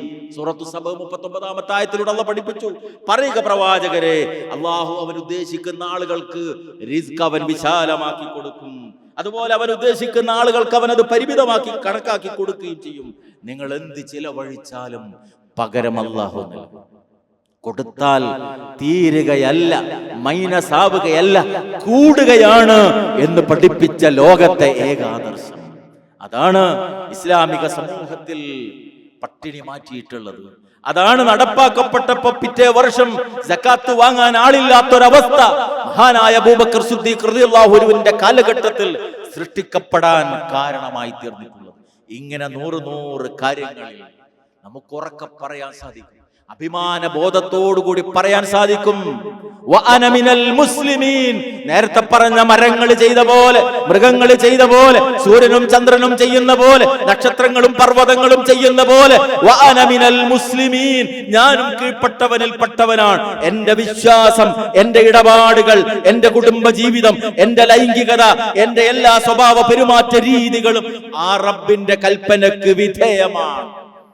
പരിപാവനമായ മാർഗം, തുല്യതയില്ലാത്ത സന്ദേശം, അതോടൊപ്പം തിന്മകളോട് വിട്ടുവീഴ്ചയില്ലാത്ത നിലപാട്. സാമ്പത്തിക രംഗത്തെ കുറിച്ച് ഞാൻ സൂചിപ്പിച്ചു. പലിശ അതിലെ ഏറ്റവും താഴെക്കിടയിലുള്ളത് പോലും സ്വന്തം ഉമ്മയെ വ്യഭിചരിക്കുന്നതിനേക്കാൾ ഭയാനകമെന്ന് പഠിപ്പിച്ച ഒരാദർശം. അതെ, പലിശയുടെ പ്രത്യേകത പണം കൊണ്ട് പണമുണ്ടാക്കുക എന്നതാണ്. അവിടെ മൂലധനം, പണം എന്നത് ഡെഡ് മണിയായി കിടക്കുകയും ആ പണം കൊണ്ട് പണമുണ്ടാക്കുകയും ചെയ്യുന്നു. ഇസ്ലാം മുന്നോട്ട് വെച്ചത് പണത്തെ പ്രൊഡക്ഷന് വേണ്ടി ഉപയോഗപ്പെടുത്താൻ. അതാണ് ഇസ്ലാമിക് ബാങ്കിങ്ങിന്റെ ഏറ്റവും അടിസ്ഥാനം എന്ന് പറയുന്നത്. മൂലധനത്തെ ലാഭമാക്കി മാറ്റി, നിർമ്മാണമാക്കി മാറ്റി, ആ ലാഭം അതിന്റെ ഉടമസ്ഥന് നൽകുക എന്ന ഇസ്ലാമിന്റെ കാഴ്ചപ്പാട്. പണത്തിൽ നിന്ന് പണമുണ്ടാക്കുന്ന, പണത്തെ ഡെഡ് മണിയാക്കി നിലനിർത്തുന്ന പലിശക്ക് പകരം പണത്തെ പ്രൊഡക്ഷന് വേണ്ടി ഉപയോഗപ്പെടുത്തുന്ന നിർമ്മാണാത്മകമായ സമീപനമാണ് ഈ വിഷയത്തിൽ ഇസ്ലാം മുന്നോട്ട് വെച്ചിട്ടുള്ളത്. അതുപോലെ മനുഷ്യൻ ബുദ്ധി നിലനിർത്തുന്നവനാകണം. ആ ബുദ്ധിയെ തകർക്കുന്നതാണ് ലഹരി. നമുക്കറിയാം, ലിബറലിസം, മെറ്റീരിയലിസം, ഫെമിനിസം, ക്യാപിറ്റലിസം, ഈസങ്ങളൊക്കെ ലഹരിക്ക് ചൂട്ടുപിടിക്കുന്നവരാണ്. അവരുടെ ആഘോഷവേളകൾ ബാറുകളിലാണ്, രാത്രികളെ പകലാക്കി മാറ്റുകയാണ്. ആ സംസ്കാരം നമ്മുടെ പ്രദേശങ്ങളിലേക്ക് കൂടി പകർന്നുകൊണ്ടിരിക്കുകയാണ്. അതെ, രാത്രിയെ പകലാക്കുന്ന നൈറ്റ് ക്ലബ്ബുകളുടെ സംസ്കാരം അപകടമാണത്. വജഅൽനാ നൗമക്കും സുബാത, വിശുദ്ധ ഖുർആനിലൂടെ അല്ലാഹു പഠിപ്പിച്ചതാണ്. വജഅൽനാ നൗമക്കും സുബാത, നിങ്ങളുടെ ഉറക്കിനെ നിങ്ങൾക്ക് വിശ്രമമാക്കി തന്നു എന്നുള്ളത്. രാത്രി 10 മണിക്ക് 11 മണിക്ക് ശേഷം വീട്ടിൽ നിന്ന് ഇറങ്ങിപ്പോയി കടൽ തീരങ്ങളിൽ, അതുപോലെ തന്നെ പലതരത്തിലുള്ള ഭക്ഷണം കിട്ടുന്ന ഭക്ഷണശാലകളിൽ രാത്രി 2 മണി വരെ 3 മണി വരെ സജീവമായിരുന്ന ശേഷം വീട്ടിലേക്ക് തിരിച്ചു വന്ന് കിടന്നുറങ്ങി 8 മണിക്കും 9 മണിക്കൊക്കെ എഴുന്നേൽക്കുന്നത് മുസ്ലിം നാമധാരികൾ ഒരു സംസ്കാരമായി മാറിയ അപകടകരമായ ഒരു കാലത്താണ് നമ്മൾ ജീവിക്കുന്നത്. അതിന്റെ ദുരന്തം എല്ലാ മേഖലയിലും നമുക്ക് കാണാൻ സാധിക്കും. അള്ളാഹു നമ്മെ കാത്തിരക്ഷിക്കുമാറാകട്ടെ. ഈ നൈറ്റ് ക്ലബ്ബുകളുടെ സംസ്കാരം, രാത്രി സജീവമാക്കുന്ന സംസ്കാരം ഇബാദത്ത് കൊണ്ടല്ല, മറിച്ച് അള്ളാഹു ഒന്നാം ആകാശത്തേക്ക് ഇറങ്ങി വരുമെന്ന് റസൂലുള്ളാഹി സ്വല്ലല്ലാഹു അലൈഹി വസല്ലം പഠിപ്പിച്ച അർദ്ധരാത്രിക്ക് ശേഷമുള്ള സമയം പോലും കടൽ തീരങ്ങളിലും ഭക്ഷണശാലകളിലും ഇരുന്ന് നേരം പോക്കുന്ന സമുദായം. ലിബറലിസത്തിന്റെ താല്പര്യം അതൊക്കെ തന്നെയാണ്. അങ്ങനെ ആകണമെന്നുള്ളതാണ്. കാരണം റസൂലിന്റെ ഒരു പ്രാർത്ഥനയുണ്ട്, അല്ലാഹുമ്മ ബാരിക് ലി ഉമ്മത്തി ഫീ ബുകൂരിഹിം, അല്ലാഹുമ്മ ബാരിക് ലി ഉമ്മത്തി ഫീ ബുകൂരിഹിം, അല്ലാഹുവേ എന്റെ ഉമ്മത്തിന് അവരുടെ പ്രഭാതത്തിൽ നീ ബർക്കത്ത് നൽകണമേ. പ്രഭാതം അല്ലാഹുവിൽ നിന്ന് ബർക്കത്ത് ഇറങ്ങുന്ന നേരമാണ്. പ്രഭാതത്തിലെ പ്രാർത്ഥനകൾ നിരവധി റസൂലുള്ളാഹി പഠിപ്പിച്ചു.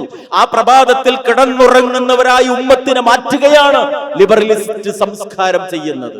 രാത്രി സജീവമായി കറങ്ങി നടന്ന് പ്രഭാതം ഉറങ്ങുന്നവരാക്കി മാറ്റുക, മനുഷ്യന്റെ ഊർജവും ഓജസ്സും തച്ചുകെടുത്തുക, മനുഷ്യന്റെ കർമ്മശേഷിയെ നിഷ്ക്രിയമാക്കി തീർക്കുക അപകടകരമാണ്.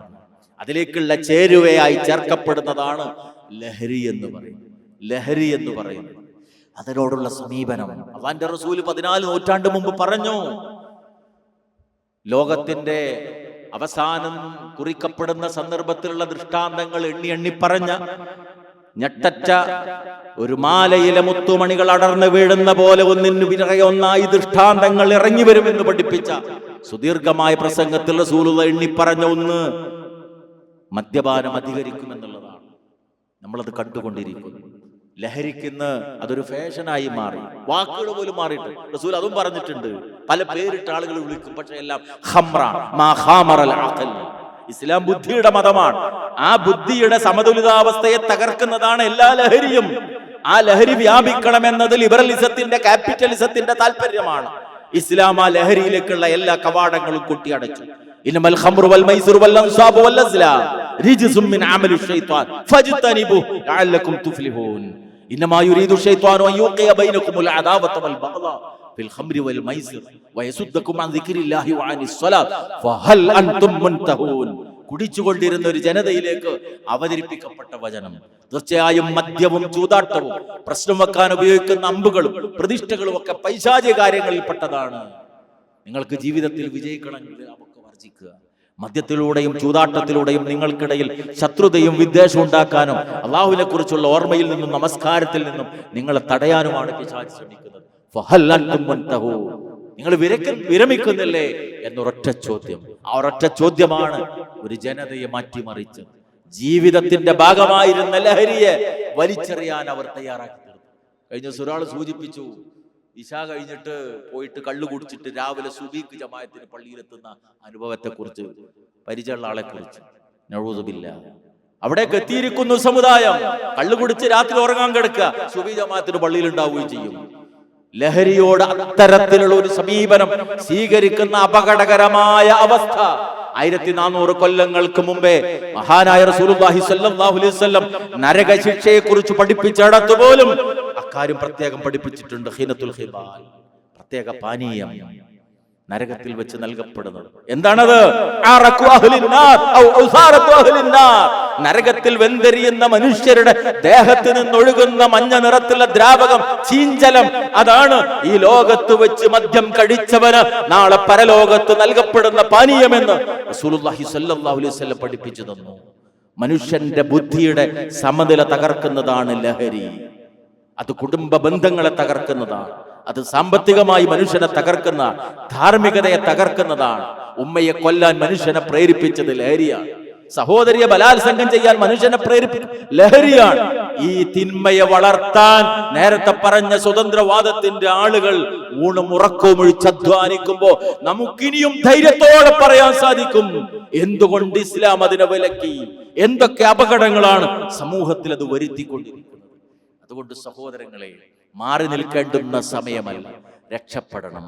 തിന്മയുടെ ഒരു പ്രവാഹമാണ് ഇവിടെ നമുക്ക് കാണാൻ സാധിക്കുന്നത്. അതെ, വലാ തസ്തവിൽ ഹസനതു വലസ്സയ്യ, നന്മയും തിന്മയും ഒരിക്കലും തുല്യമാവുകയില്ല. ഇദ്ഫഅ ബില്ലതി അഹ്സൻ, ഏറ്റവും ഉത്തമമായതുകൊണ്ട് നീ പ്രതിരോധിക്കണം എന്ന് അല്ലാഹുവിന്റെ കൽപ്പനയാണ്.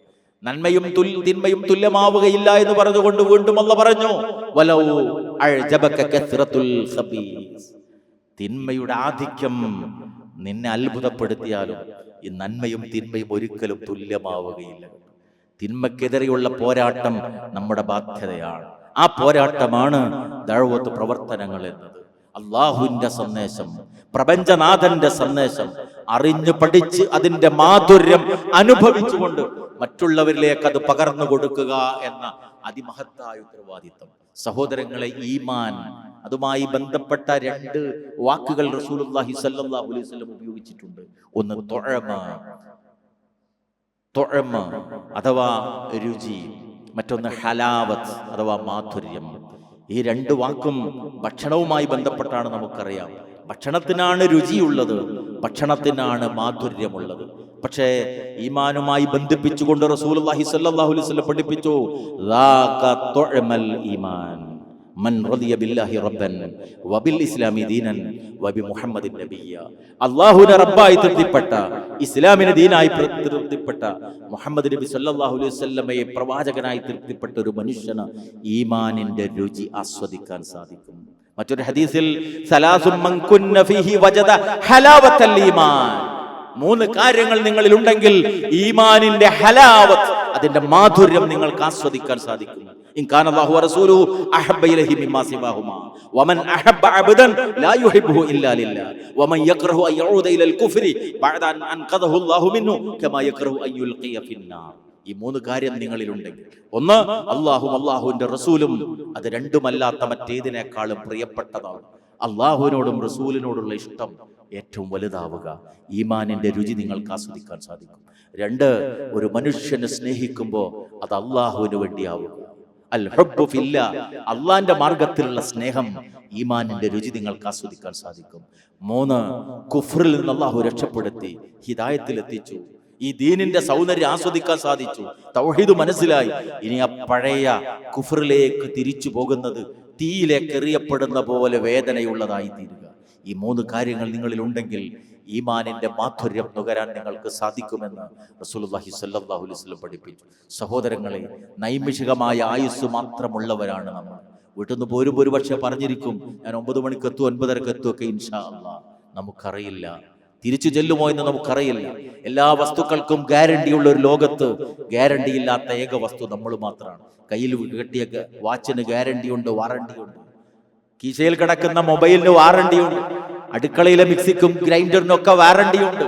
പക്ഷെ നമുക്ക് മാത്രം അതില്ല. ഏത് നമസ്കാരവും അവസാനത്തെ നമസ്കാരമാണ്. റസൂലുള്ളാഹി സ്വല്ലല്ലാഹു അലൈഹി വസല്ലം നൽകിയ 3 ഉപദേശങ്ങൾ അടങ്ങുന്ന ശ്രദ്ധേയമായ ഹദീസ്. ഒന്നാമത്തെ കാര്യം അവിടുന്ന് പഠിപ്പിച്ചത്, നീ നമസ്കരിക്കുമ്പോൾ അവസാനത്തെ നമസ്കാരമാണിത് എന്ന ബോധത്തോടെ നമസ്കരിക്കണമെന്നാണ്. ഇന്നത്തെ എൻ്റെ ഇശാ ഒരുപക്ഷെ എൻ്റെ അവസാനത്തേതാകാം. നാളെ റബ്ബ് എനിക്ക് സുബിക്ക് ഒരു ഭാഗ്യം തന്നാൽ ആ സുബി ഒരുപക്ഷെ എൻ്റെ അവസാനത്തെ സുബിയാകാം. ആ ബോധത്തോടെ ആകണം നീ നമസ്കരിക്കേണ്ടത്. അത്രയേ ഉള്ളൂ ജീവിതം എന്നത്. ആ ജീവിതത്തിന്റെ നൈമിഷികത അത് തിരിച്ചറിയുക എന്നതാണ് നമ്മുടെ ഒന്നാമത്തെ ഉത്തരവാദിത്വം. അത് നാം തിരിച്ചറിഞ്ഞാൽ യഥാർത്ഥമായ വിശ്വാസത്തെ നമുക്ക് മുറുകെ പിടിക്കാൻ വളരെ എളുപ്പമായിരിക്കും. അള്ളാഹിനെ സ്നേഹിക്കുന്ന ഒരു മനസ്സ് റബ്ബ് നമുക്ക് തരും. പരലോകത്തിനു വേണ്ടി അധ്വാനിക്കാൻ നമ്മിൽ സന്നദ്ധത ഉണ്ടായിത്തീരും. അത്തരമൊരു മാനസികാവസ്ഥക്ക് വേണ്ടി നമ്മൾ പരിശ്രമിക്കുക. ഈ ലോകത്തുനിന്ന് ഏത് സമയത്തും വിട്ടുപോകേണ്ടുന്നവരാണ് നമ്മൾ. ഏത് സമയത്തും നമ്മൾ കണ്ടു, ആഘോഷത്തിന്റെ സ്റ്റേജിൽ വെച്ച് നൃത്തമാടുന്നതിനിടയിൽ മരിച്ചു വീണ ആളുകളുടെ വീഡിയോകൾ കഴിഞ്ഞ ആഴ്ചകളിൽ നമ്മൾ കണ്ടു. ആഘോഷത്തിമർപ്പിനിടയിൽ മരിക്കുന്ന രംഗങ്ങൾ, സ്റ്റേജിൽ വെച്ച് മരിച്ചു വീഴുന്ന രംഗങ്ങൾ.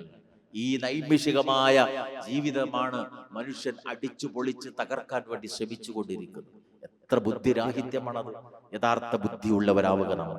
ആരാണ് ബുദ്ധിമാൻ? റസൂലുള്ളാഹി സ്വല്ലല്ലാഹു അലൈഹി വസല്ലം പറഞ്ഞു, അൽ ഖയ്യിസ് മൻ ദാന നഫ്സഹു വഅമില ലിമാ ബഅദൽ മൗത്ത്. മനസ്സിനെ കീഴ്പ്പെടുത്തി മരണത്തിന് ശേഷമുള്ള ലോകത്തിനു വേണ്ടി അധ്വാനിക്കുന്നവനാണ് യഥാർത്ഥ ബുദ്ധിമാൻ. അതെ, അതാണ് യഥാർത്ഥ ബുദ്ധി. ഇവിടെ പറയുന്ന യുക്തിവാദം എന്ന് പറയുന്ന, എക്സ് മുസ്ലിം എന്ന് പറയുന്ന അതല്ല ബുദ്ധി. ജീവിതത്തിന്റെ ലക്ഷ്യവും അർത്ഥവും തിരിച്ചറിഞ്ഞ മരണത്തിന് ശേഷമുള്ള ലോകത്തിനു വേണ്ടി അധ്വാനിക്കുന്നവനാണ് ബുദ്ധിമാൻ. റസൂലുള്ളാഹി സ്വല്ലല്ലാഹു അലൈഹി വസല്ലമയുടെ വചനം. എന്റെ കൂടെ പറഞ്ഞു, ആരാണ് ദുർബലൻ, ആരാണ് വിവരം കെട്ടവൻ? വൽ ആജിസു മൻ അത്ബഅ നഫ്സഹാ ഹവാഹാ വതമന്ന അലല്ലാഹ്. മനസ്സിന്റെ, ദേഹത്തിന്റെ ഇച്ഛകളെ, അതിന്റെ താല്പര്യങ്ങളെ പിന്തുടരുക. ഇച്ഛയുടെ നിർദ്ദേശങ്ങൾക്കനുസരിച്ച് പ്രവർത്തിക്കുക. ആ ദേഹേച്ഛയെ അനുസരിച്ചിട്ട് എന്ത് ചെയ്യുക? അള്ളാഹുൽ പ്രതീക്ഷ വെച്ച് പുലർത്തുക. ഞാൻ തൗഹീദ് ഉൾക്കൊണ്ടവനാ, ലാ ഇലാഹ ഇല്ലല്ലാഹ് പറഞ്ഞവനാ, അവസാനെങ്കിലും നരകത്തിൽ നിന്ന് രക്ഷപ്പെടും. ആ നിലക്ക് തെറ്റുകൾ ചെയ്യുമ്പോൾ ഈ തെറ്റല്ലേ എന്ന നിലക്കുള്ള ന്യായീകരണങ്ങൾ പിശാച് മനസ്സിൽ തോന്നിപ്പിക്കുക. അങ്ങനെ താന്തോന്നിയായി ജീവിക്കുക. അള്ളാഹുവിൽ പ്രതീക്ഷ വെച്ച് പുലർത്തുകയും ചെയ്യുക. റബ്ബ് അത്തരം അവസ്ഥയിൽ നിന്ന് നമ്മെ കാത്തുരക്ഷിക്കുമാറാകട്ടെ. സഹോദരങ്ങൾ, ഏതാനും മണിക്കൂർ, മിനിറ്റുകൾ നമ്മൾ ഇവിടെ ഇരുന്നു പ്രാർത്ഥിക്കുക റബ്ബിനോട്. നല്ലത് മാത്രമേ നമ്മൾ പറഞ്ഞിട്ടുള്ളൂ, നല്ലത് മാത്രമേ നമ്മൾ കേട്ടിട്ടുള്ളൂ. നല്ലത് മാത്രം ചിന്തിക്കുകയും പ്രവർത്തിക്കുകയും ചെയ്യുന്ന ഒരു ഭാവി ജീവിതം തരാൻ റബ്ബിനോട് നമ്മൾ പ്രാർത്ഥിക്കുക. അവസാനം ഈ ലോകത്ത് നിന്ന് വിട പറയുമ്പോൾ സൗഭാഗ്യവാന്മാരാകണം നമ്മൾ. റസൂലുള്ളാഹി സ്വല്ലല്ലാഹു അലൈഹി വസല്ലം പഠിപ്പിച്ചിട്ടുണ്ട്, മുഅ്മിൻ മരണപ്പെട്ടാൽ 40 ദിവസങ്ങളോളം ഭൂമി കരഞ്ഞുകൊണ്ടേയിരിക്കുമെന്ന്. 40 ദിവസങ്ങളോളം ഭൂമി കരഞ്ഞുകൊണ്ടേയിരിക്കുമെന്ന്. മഞ്ചേരിയുടെ മണ്ണിൽ നമ്മൾ ചെയ്തിരുന്ന നന്മകൾ നമ്മുടെ മരണത്തോടുകൂടി അവസാനിക്കുകയാണ്. ഈ നാട് കരയും, ഭൂമി കരയും, ആകാശഭൂമികൾ കരയും. വിശുദ്ധ ഖുർആനിലെ വചനത്തിനാണ് റസൂലുള്ളാഹി വ്യാഖ്യാനം പഠിപ്പിച്ചത്. അതെ, ഫറോവയുടെ മരണത്തെക്കുറിച്ച് പറഞ്ഞപ്പോ ഫമാ ബഖത് അലൈഹിസ് സമാവാതു വൽ അർള് വമാ കാനൂ മുൻദരീൻ. ആകാശവും ഭൂമിയും അവർക്ക് വേണ്ടി കരഞ്ഞില്ല, അള്ളാഹു അവർക്ക് അവധി നീട്ടിക്കൊടുത്തതുമില്ല എന്ന് വെള്ളത്തിൽ മുങ്ങി മരിച്ച ഫിർഔനെയും കൂട്ടരെയും കുറിച്ച് അള്ളാഹ് പറഞ്ഞപ്പോഴാണ് സഹാബികൾ ചോദിച്ചത്, ആകാശവും ഭൂമിയും കരയുകയോ? റസൂൽ പറഞ്ഞു, അതെ, മുഅ്മിന് വേണ്ടി കരയും, കാഫറിന് വേണ്ടി കരയില്ല. ആ വചനം റസൂലുള്ളാഹി സ്വല്ലല്ലാഹു അലൈഹി വസല്ലം വിവരിച്ച് കേട്ട ഇബ്നു അബ്ബാസ് റളിയല്ലാഹു അൻഹു പ്രവാചകനിൽ നിന്ന് ഉദ്ധരിച്ചതാണ്. 40 ദിവസങ്ങളോളം ഭൂമി കരഞ്ഞുകൊണ്ടേയിരിക്കുമെന്ന്. ആകാശവും ഭൂമിയും കരയാൻ എന്താ കാരണം? റസൂൽ പഠിപ്പിച്ചു, വഇന്ന ഫിസ്സമായി ബാബാൻ. വാനലോകത്ത് 2 വാതിലുകളുണ്ട്. ഒന്ന് മനുഷ്യന് റിസ്ക് ബർക്കത്ത് ഇറങ്ങുന്ന കവാടം, രണ്ട് മനുഷ്യന്റെ അമലുകൾ റബ്ബിലേക്ക് ഉയർത്തപ്പെടുന്ന കവാടം. മുഅ്മിൻ മരിച്ചാൽ അത് രണ്ടും അടക്കപ്പെടും. അപ്പോഴാണ് ആകാശവും ഭൂമിയും കരയുക. നമ്മുടെ മരണത്തിൽ നമ്മൾ ഈ ലോകത്ത് നിന്ന് വിട പറയുമ്പോൾ നമുക്ക് വേണ്ടി ആകാശവും ഭൂമിയും കരയുന്ന ഒരു സൗഭാഗ്യം അല്ലാഹു അത് നൽകി നമ്മെ അനുഗ്രഹിക്കുമാറാകട്ടെ. അതിന് നന്മകൾ ഈ ലോകത്ത് ബാക്കി വെച്ചുകൊണ്ട് നമുക്ക് യാത്രയാകാൻ സാധിക്കണം. പലരുടെയും മനസ്സുകൾ വേദനകൾ നൽകിയല്ല, പല കുടുംബങ്ങളിലും ഛിദ്രതകൾ ഉണ്ടാക്കിയല്ല, മറിച്ച് നന്മയുടെ ഓർമ്മകൾ, നമ്മൾ ചെയ്തു കൂട്ടിയ സൽക്കർമ്മങ്ങളുടെ ഫലങ്ങൾ ഖബറിലേക്ക് സമ്പാദ്യമായി വന്നുകൊണ്ടിരിക്കുന്ന ഒരു സൗഭാഗ്യം. അതിന്റെ ഉടമയാകാൻ സാധിക്കും. അതിന് നമ്മൾ പണിയെടുക്കണം, അതിന് നമ്മൾ ദീന് പഠിക്കണം, ഈ ദീന് നമ്മൾ പ്രബോധനം ചെയ്യണം. ഈ വിധത്തിൽ ലിബറലിസത്തിന്റെയും മെറ്റീരിയലിസത്തിന്റെയും ഫെമിനിസത്തിന്റെയും ഒക്കെ ആളുകൾ ഇസ്ലാമിനെ വിമർശിക്കാൻ ശ്രമിക്കുമ്പോൾ ധൈര്യസമേതം വഅന മിനൽ മുസ്ലിമീൻ എന്ന് പ്രമാണങ്ങൾ മുന്നിൽ വെച്ച് പറഞ്ഞു കൊടുക്കാൻ, പഠിപ്പിക്കാൻ നമുക്ക് സാധിക്കണം. നമ്മുടെ മക്കളെ ആ വിധത്തിൽ വളർത്തിക്കൊണ്ടുവരാൻ നമുക്ക് സാധിക്കണം. റഹ്മാനായ റബ്ബ് ഇൽമും ഈമാനും ആഫിയത്തും നൽകി നമ്മെ അനുഗ്രഹിക്കുമാറാകട്ടെ. റഹ്മാനായ നാഥ, ജീവിതത്തിൽ സംഭവിച്ചു പോയ പാപങ്ങളും പിഴവുകളും മഹത്തായ ഞങ്ങളുടെ കർമ്മങ്ങൾ പരിഗണിച്ച്, ഞങ്ങളുടെ ഈമാൻ പരിഗണിച്ച് നീ ഞങ്ങൾക്ക് വിട്ടുപുറത്ത് മാപ്പാക്കി തരണമേ റഹ്മാൻ. ഈ സദസ്സിൽ വരാൻ ആഗ്രഹിച്ചിട്ടും ആരോഗ്യ കാരണങ്ങളാൽ മറ്റു പ്രയാസങ്ങളാൽ വരാൻ കഴിയാത്ത പോയ എല്ലാ സഹോദരങ്ങൾക്കും അവരുടെ പ്രയാസങ്ങളും ബുദ്ധിമുട്ടുകളും നീ തീർത്തു കൊടുക്കണമേ റഹ്മാൻ.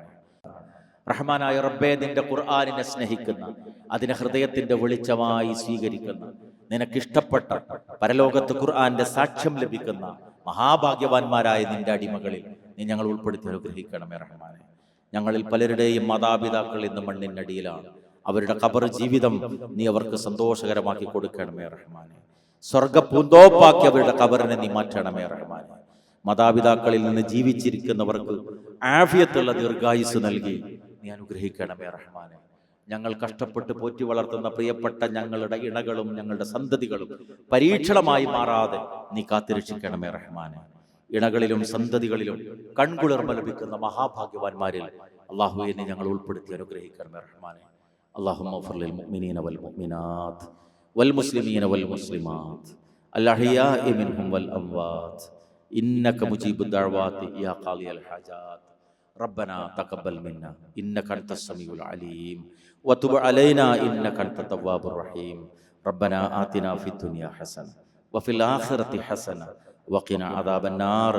آمين آمين آمين برحمتك يا أرحم الراحمين. وصلى الله على النبي وعلى آله وصحبه أجمعين والحمد لله رب العالمين. السلام عليكم ورحمة الله وبركاته.